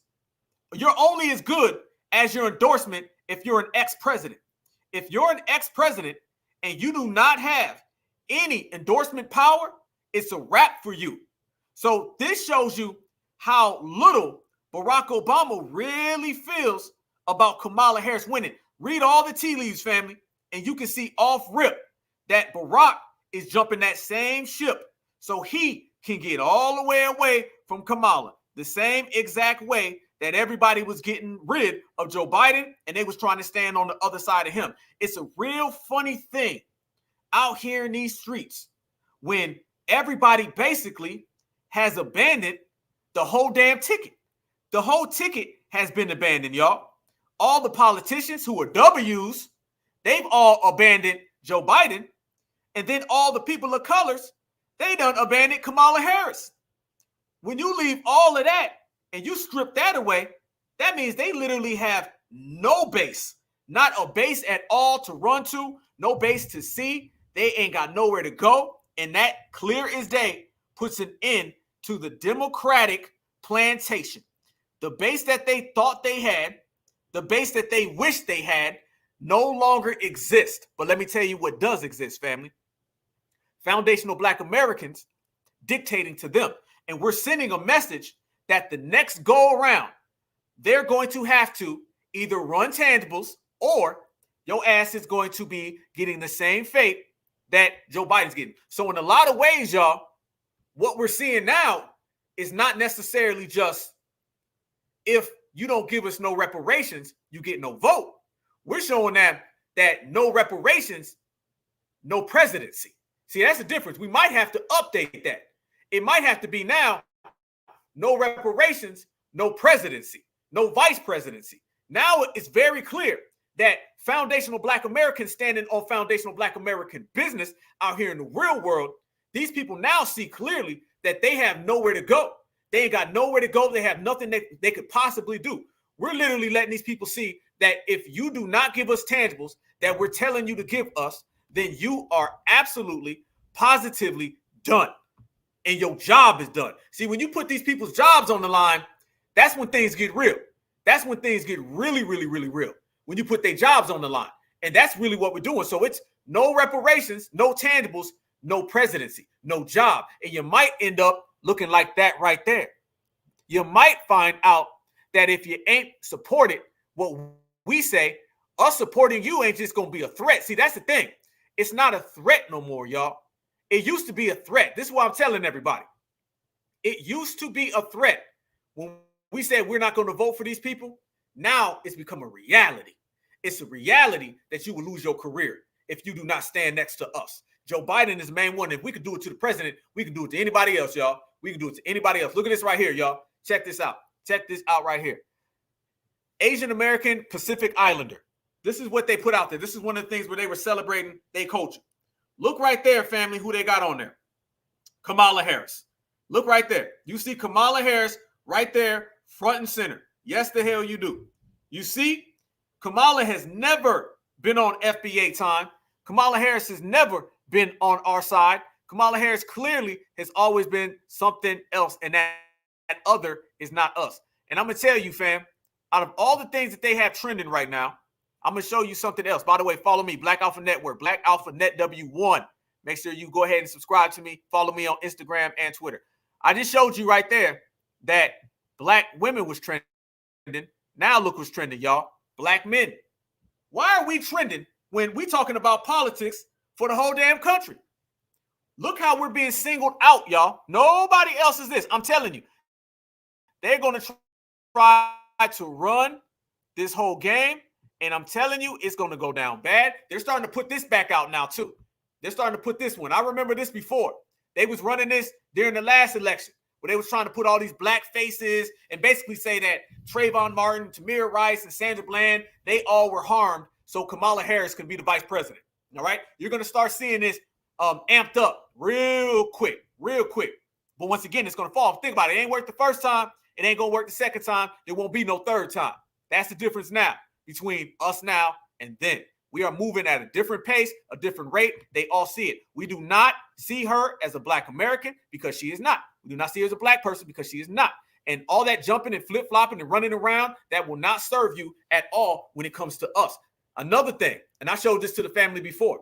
Don't take our word. You can take her word if they don't believe us.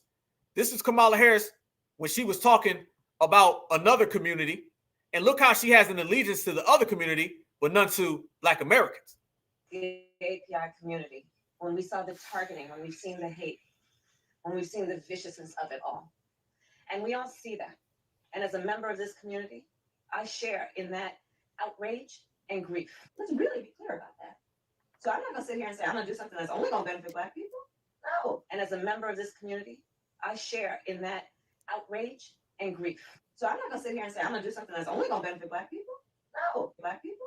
No. The API community, when we saw the... Whoa, wait a minute now. Wait 1 minute. Whoa. Look how she talks when she speaks about that other community. The API community, when we saw the targeting, when we've seen the hate, when we've seen the viciousness of it all. And we all see that. And as a member of this community, I share in that outrage and grief. I share in that outrage and grief. Member of this community, I share in that outrage and grief. Let's really be clear about that. So I'm not going to sit here and say, I'm going to do something that's only going to benefit Black people. No. And that right there was the beginning of the end, y'all. That right there was the beginning of the end. This is how black folks across the country really got introduced to Kamala Harris. So she came out the gate on some anti-FBA. She came out the gate saying she ain't like us.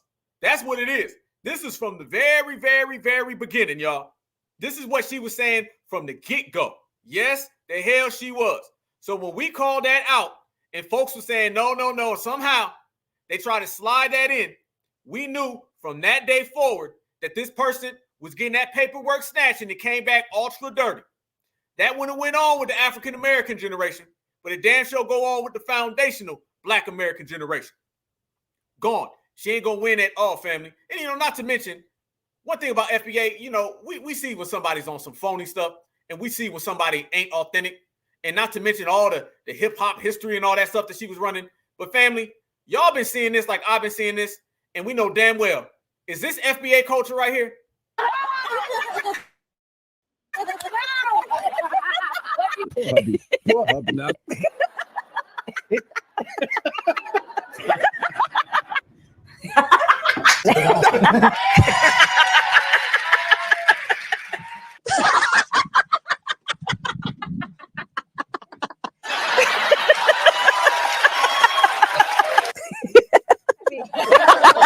What the hell is this, family? This is what they were trying to tell us was one of us. This is who they were saying was the one that Martin Luther King had a dream for. Martin Luther King was out in the streets marching for. Malcolm X was on the same page.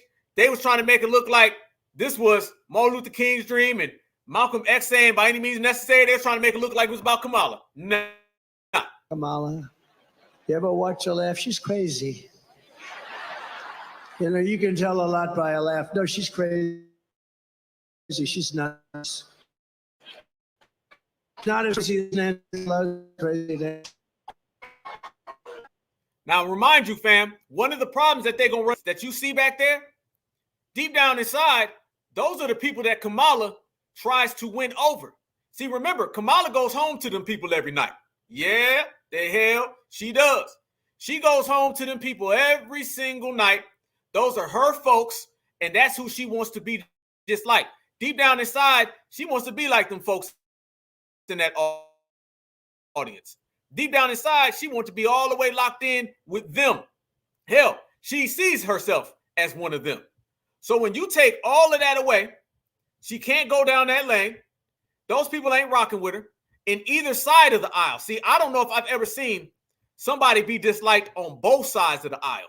Okay? Folks don't like her in the opposite party. Folks don't like her in her own party. That's a damn shame. That's a bad day. It's nasty work. Real nasty work. So you add all that and you compile that, family, onto what you're seeing with everybody saying she needs to leave, she needs to get out. It's even more bad for the Democrat establishment. And it tells you, like I said a second ago, y'all, we made it clear. It's not just no reparations, no vote. It's no reparations, no job. Your job is in, complete danger if you do not serve foundational Black Americans. And this is how you get, politics up. This is how you get your political game up. This is how you stay strong politically. This is what they didn't do in the past. See, we knew when we said we're going to stand on business, no reparations, no vote, we had to come with it. And that's exactly what the hell we did. We came with it. Look at this right here. This was just the other day. This right here person is person number 50 that is not rocking with Kamala neither. Some people have called fair use a mini primary. What happens next and how quickly could it happen? Well, I think should he make that decision, there will have to be quick steps. I don't think we can do a coronation, but obviously the vice president would be the leading candidate. I think kind of a mini primary, maybe a vetting hosted by former presidents, including Obama and Clinton, would be helpful and help focus the attention. And whoever emerges, including Kamala Harris, would be a stronger candidate than if we tried to exclude a transparent public process. Do you believe that? Notice, fam, once again, she's talking about having an actual process. She's talking about having some type of process involved. Fam, if it's the vice president, it's the vice president. If it's the vice president, then the only thing you need to know is that that's who you're picking. The very fact that these people talk about having a vice president, but at the same exact time, they're talking about having some type of process and some type of primary. The only reason that they're saying that is because they know damn well they don't want Kamala Harris neither. So what we've seen is that the Democrats don't want Kamala Harris. We see that the Democrats don't want Joe Biden. We see that the Democrats don't want any of them. And we see that the Democrats are left with nothing in their hand. That's it. So remember Jim Crow Joe, Mr. Crime Bill, Mr. You Ain't Black, Mr. Black people are just as smart as other people. This man is the main one who is out here pushing these lies and pushing these agendas. And now it's all came back around. So you're going to see why the NAACP, as we said, couldn't help him. Then you're going to also see on top of that how the church has not been able to help. And then next thing you know, what we're going to really come to find out at the end of all this is that everything that they've done and every single person they turn to, they failed. And this is a failure to the highest level. You're seeing a renaissance of sort. You're seeing a new era. You're seeing a new wave, y'all, of politics in America. And it's all generated and driven by us. Now it's to the point where the Democratic establishment can no longer rely on black people anymore. And that's it. That's a wonderful thing. That's a wonderful thing. You can't rely on black people anymore. Therefore, you're going to crash all the way out.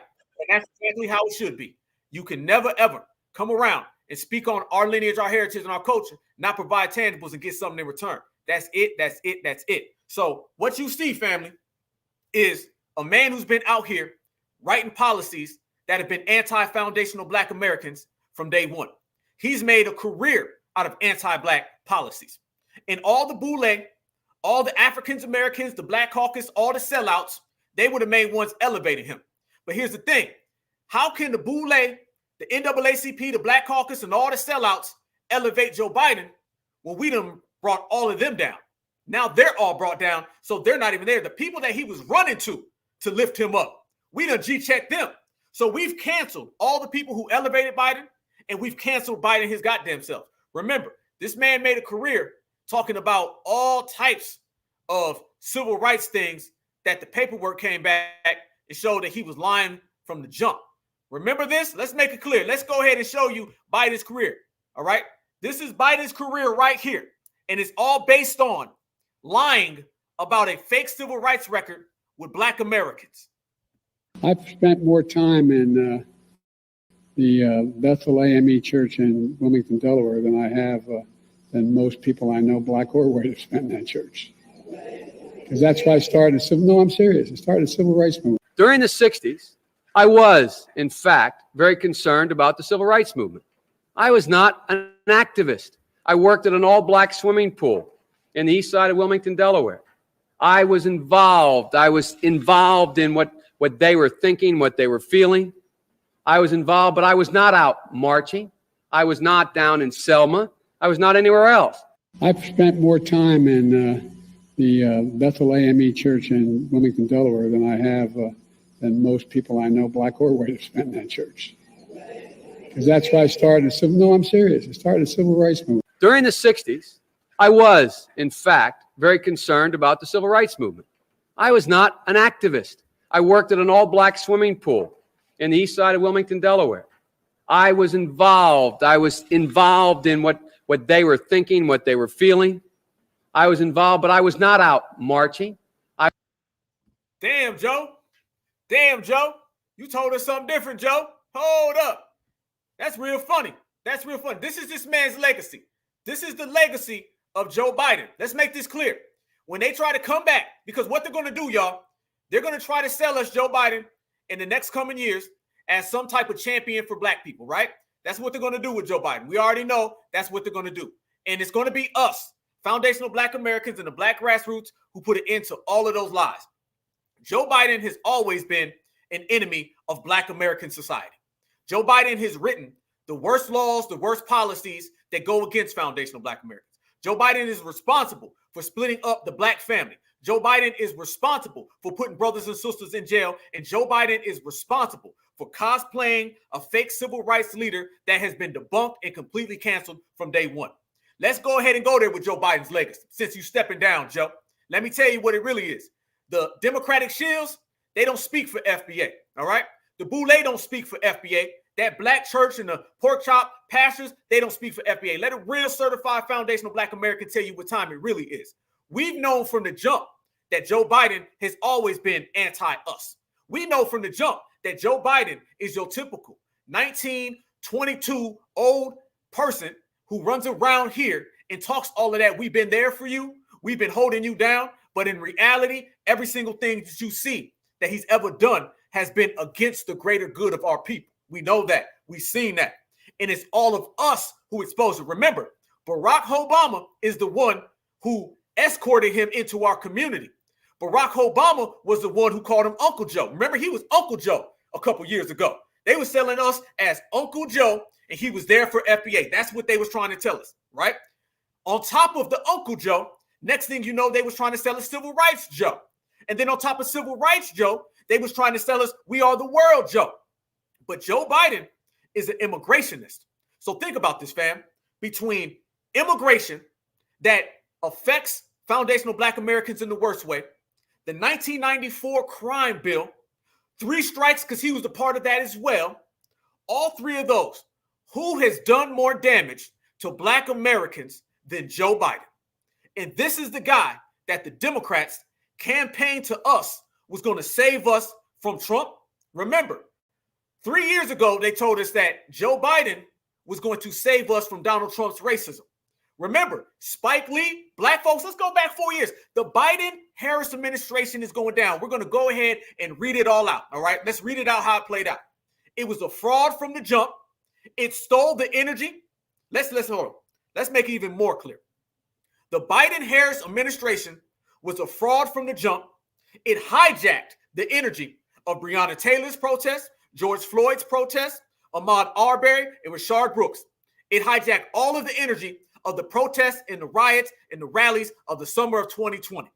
It took all that and gave it to the Democratic Party. They started putting vote blue no matter who. That's where vote blue no matter who came from. It was anybody but Trump. They ran around and they put every foundational black American that was harmed on a big ass sticker. Yes, they did. They never gave us any laws. Joe Biden, on his first hour, he walked all the way from the inauguration to the White House, pulled out a pen, and he wrote anti-other community hate crime protections. It just wasn't for us. Joe Biden actually wrote reparations for other people. It just wasn't for us. Reparations goes to immigrants every day. It's just not called reparations.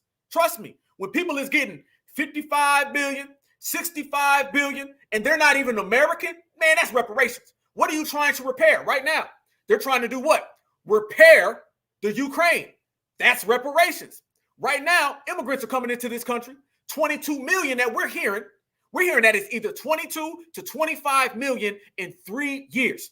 We need to damn sure be celebrating Joe Biden stepping down, because we tell everybody, if Joe Biden has a policy that brings in 22 million illegals, and then let's just say Kamala Harris wins, which she's not, then you get another 22 million. And then say Gavin Newsom or somebody comes after that, you get another 22 million. That's 80 million, y'all. So in this time of these folks trying to erase our culture, it's time that foundational black Americans do exactly what the hell we just did. We stood up, we stood on business, and we said no reparations, no tangibles, not now just no vote, but now we're saying no presidency. And trust me, fam, we went out and we swang high. We hit a home run out the park, down the street. We done went through somebody's car window. We done brought a grand slam and brought everybody home. It wasn't just foundational black Americans saying we're going to get our city councilman or we're going to get the mayor or the governor. We told Joe Biden and the Biden-Harris administration, you better run us our check. And if you do not, you in trouble.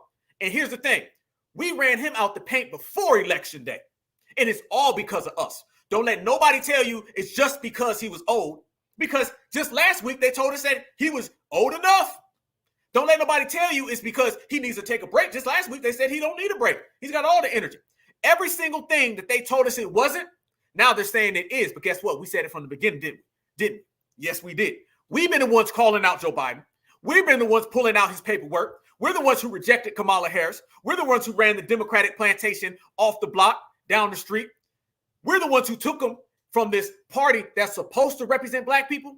And now we've exposed them as people who've been trying to steal from black people, trying to cosplay black people. But on top of that, family, they've been giving everything that belongs to us to everyone else. The Democratic Party and the plantation that is the Democrats has officially been canceled. And there is no more stronger confirmation than Joe Biden stepping down today about 3 hours ago. Hell no. Hell no. We winning right now. If you have ever known that foundational Black Americans is winning, this right here is our biggest victory. We have canceled our first president. It's all because of us. In the next coming days, y'all, they're going to run all these games. They're going to say a bunch of lies, and we're going to see through all the BS. And we got our eyes focused, okay? And we're focused on what we've always been focused on, all right? Reparations. And we're also focused on the power and empowerment in which we have. And you see clear as day, y'all, that these folks are in shambles right now. And what I wanted to do on this broadcast was to show you the 1,000 different emotions that are coming from all of these different people. If you got 500 people in the room, all 500 of them are going in a different direction. They're not moving on the same page. They're not moving on the same accord. None of these people are supporting Kamala Harris except for the Democratic Shield. And trust me, when they find out that Kamala Harris is down bad, they're going to jump off her boat. Yes, the hell they will. When they find out that Kamala Harris is terrible in the poll numbers today, but even worse in the poll numbers tomorrow, she's gone. So you look all the way across the board. Not only are we winning, family, we won. And we're going to continue to keep that type of energy. And we're going to continue to stay on that type of time because that's our way. There have been a lot of generations before, and much respect to them. But you ain't never seen Black Americans like you see right here with the reparations generation. No, we way different. We way different. We move different. We on a different time right now, y'all. A way different time. So if you want to see the lasting legacy of Joe Biden, I'm going to show you the lasting legacy of Joe Biden. Check this out right here, y'all. This is Joe Biden right here. Remember, when asked about reparations for foundational Black Americans, I want y'all to see Joe Biden's response. And I guarantee you, it's what we've been calling out for the longest time. Watch this. Commission to do its work to do things that are reparative. Remember, we're not talking about a gift to anybody. We're talking about mending what was broken. We're talking about the generational theft of the wealth of generations of African Americans. And just crossing out a racist policy and replacing it with a neutral one is not enough to deliver equality. Harms compound, just like a dollar saved in its value compounds over time. So does the value of a dollar stolen. And that is why the United States must act immediately with investments in minority-owned businesses, with investments in health equity, with investments in HBCUs, and on the longer term, look at reparations so that we can mend what has been broken. Vice President Biden, do you support reparations? Look, let me, since I haven't spoken on this, get a chance. Number one, the reason we're the country we are is because of immigration. What? Vice President Biden, do you support reparations? His first answer is immigration. On the longer term, look at reparations so that we can mend what has been broken. Vice President Biden, do you support reparations? Look, let me, since I haven't spoken on this, get a chance. Number one, the reason we're the country we are is because of immigration. We've been able to cherry pick the best from every single continent. The people who come here have determination, resilience. They are ready to stand up and work like the devil. We have 24 out of every 100 children in our school today is Hispanic. The idea that we are going to walk away and not provide every opportunity for them is not only stupid and immoral, but it's bad for America. They are the future of America, and we should invest in them. Everybody will benefit from it. Every single American. Is not only stupid and immoral, but it's bad for America. They are the future of America, and we should invest in them. Everybody will benefit from it. That right there is Joe Biden. Joe Biden said that right there, completely switched the subject. Nobody challenged him on it, and Joe Biden immediately went into who he really cares about. It is not hard to tell, and it's very, very clear who Joe Biden always supported. Joe Biden is somebody from the get-up was supporting the erasure of foundational Black Americans. That's really what it was. And all of his policies have been those that completely coincide with that right there. He's always been this way. Always been this way. And if that wasn't bad enough, that's what he said in 2019. Let's go back to what he said in 2000, or let's go back to what he said in 1994. The truth is, every major crime bill since 1976 that's come out of this Congress, every minor crime bill has had the name of the Democratic senator from the state of Delaware, Joe Biden, on that bill. The truth is, every major crime bill since 1976 that's come out of this Congress, every minor crime bill has had the name of the Democratic senator from the state of Delaware, Joe Biden, on that bill. The truth. Damn. And he wasn't even lying about it. Wasn't even lying about it. So what you seen, family, you seen Segregation Joe, and then Segregation Joe turned into 1994 Crime Bill Joe. Then 1994 Crime Bill Joe turned into Immigration Joe. And then Immigration Joe turned into, straight up and down, what you see now, Dementia Joe. So what we have seen, family, is that we've seen a plethora of different Joe Bidens. What we've seen, fam, is a difference between how he feels about everybody else and how he feels about FBA. So what we've seen clearly, clear as day, Segregation Joe Biden, and then 1994 Crime Bill Joe Biden, and then Immigration Joe Biden, and then that turned into Dementia Joe Biden, and then now that's turned into what we see now, what you clearly see, stepping down nursing home Joe Biden. And it's a damn shame. So when they say, Joe, I got your back, we said no vote. When he came around here and he said, you don't vote for me, you ain't black, well, we said, well, you can't walk. And all of that goes full circle, family. And as we proceed and we push through this cycle, we're going to continue to stay fashionable. We're going to continue to stay excellent. We're going to continue to stay what we've always been, and that is certified. And we're going to make sure that everybody knows that when it comes to elections, you're going to run that damn check or you're going to lose your job. You're going to run them damn tangibles or you're going to lose your job. And that goes for the pastor. That goes for the Democratic shield. That goes for the vice president. And clearly now, that goes for the president of the United States. So for all future presidents of the United States of America, let me make this crystal clear, okay? You got two choices. You can either do what foundational Black Americans tell you to do, or you can step down, resign like Joe Biden just did today. Those are the two options. And we used to say that back in the time, and it never happened. Now we're going into a world where it has. So the political structure of this country has changed. It's not just Republican and Democrat. It's not just Donald Trump and Joe Biden. No, the biggest thing that has made the biggest effect is us being on code politically. People always wonder what it would look like when Black Americans were on code politically. Malcolm X talked about this way back in the 60s. He said, once we get on code politically, the game is going to change. Bobby Seale spoke about this way back in the 1960s and 70s. Once we get on code politically, things have changed. So you're going to have a whole bunch of people running around here. They're going to have a whole bunch of reasons why things are bad.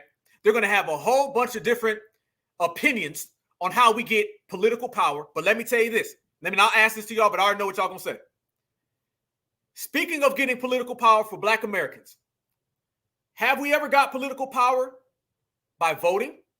Have we ever got any achievements by voting? Have we ever got any tangibles or benefits of significance by voting? I'm pretty sure everybody astoundingly would say the answer is no. Check that off the list. That don't work. Have we ever been able to join one of these parties, sneak our way into the party through the back door, and then take over the Democratic establishment? Have we been able to ever take over whatever political party people say they're affiliated with? The answer to that is no. Third one, have we ever been able to come up with a coalition with all the other people of the earth and then create some type of political we are the world where that serves Black Americans? No. So what we see is voting hasn't done anything for foundational Black Americans. Nope. A coalition hasn't done anything for foundational Black Americans. Nope.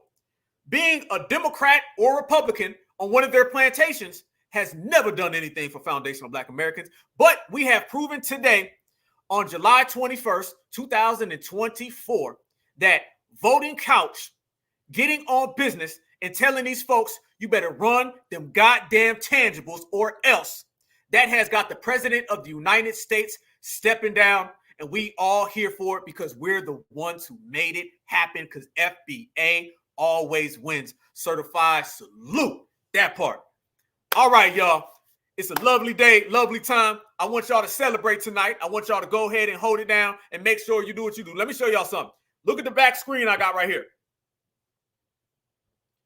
I want y'all to see that it's FUCK, all of them, okay? I want y'all to see that Foundational Black Americans been holding it down, and I want y'all to see that whatever we say we're going to do, we're going to do it. Whatever we say we're going to accomplish, we accomplish. But you see, all top, it says FUCKMall 2024, okay? Both 2024. And it's going to be 2024, and it's going to be 2054, and it's going to be beyond, because right now it's a new era. And we, in this generation, we've already changed the world. We've already changed the goddamn world. That's why everybody want to talk about hip hop. Everybody want to talk about reparations. That's all because of us. So changing the world, shit, we do that on a Sunday. Changing the world, we do that when we wake up. But this type of change that we bringing right now, family, this type of change hit different. This type of change will have your ass in the White House, and next thing you know, will have your ass in the nursing home. Certified all the goddamn time. So remember, y'all, we stand certified, we stand all code, and there ain't a goddamn thing they can do about it. Peace and love, peace and respect. I'll see y'all back on Tuesday, and we're going to break this thing all the way down. Certified salute from the Black Alpha Network. Black is beautiful, and beautiful is always black. One love.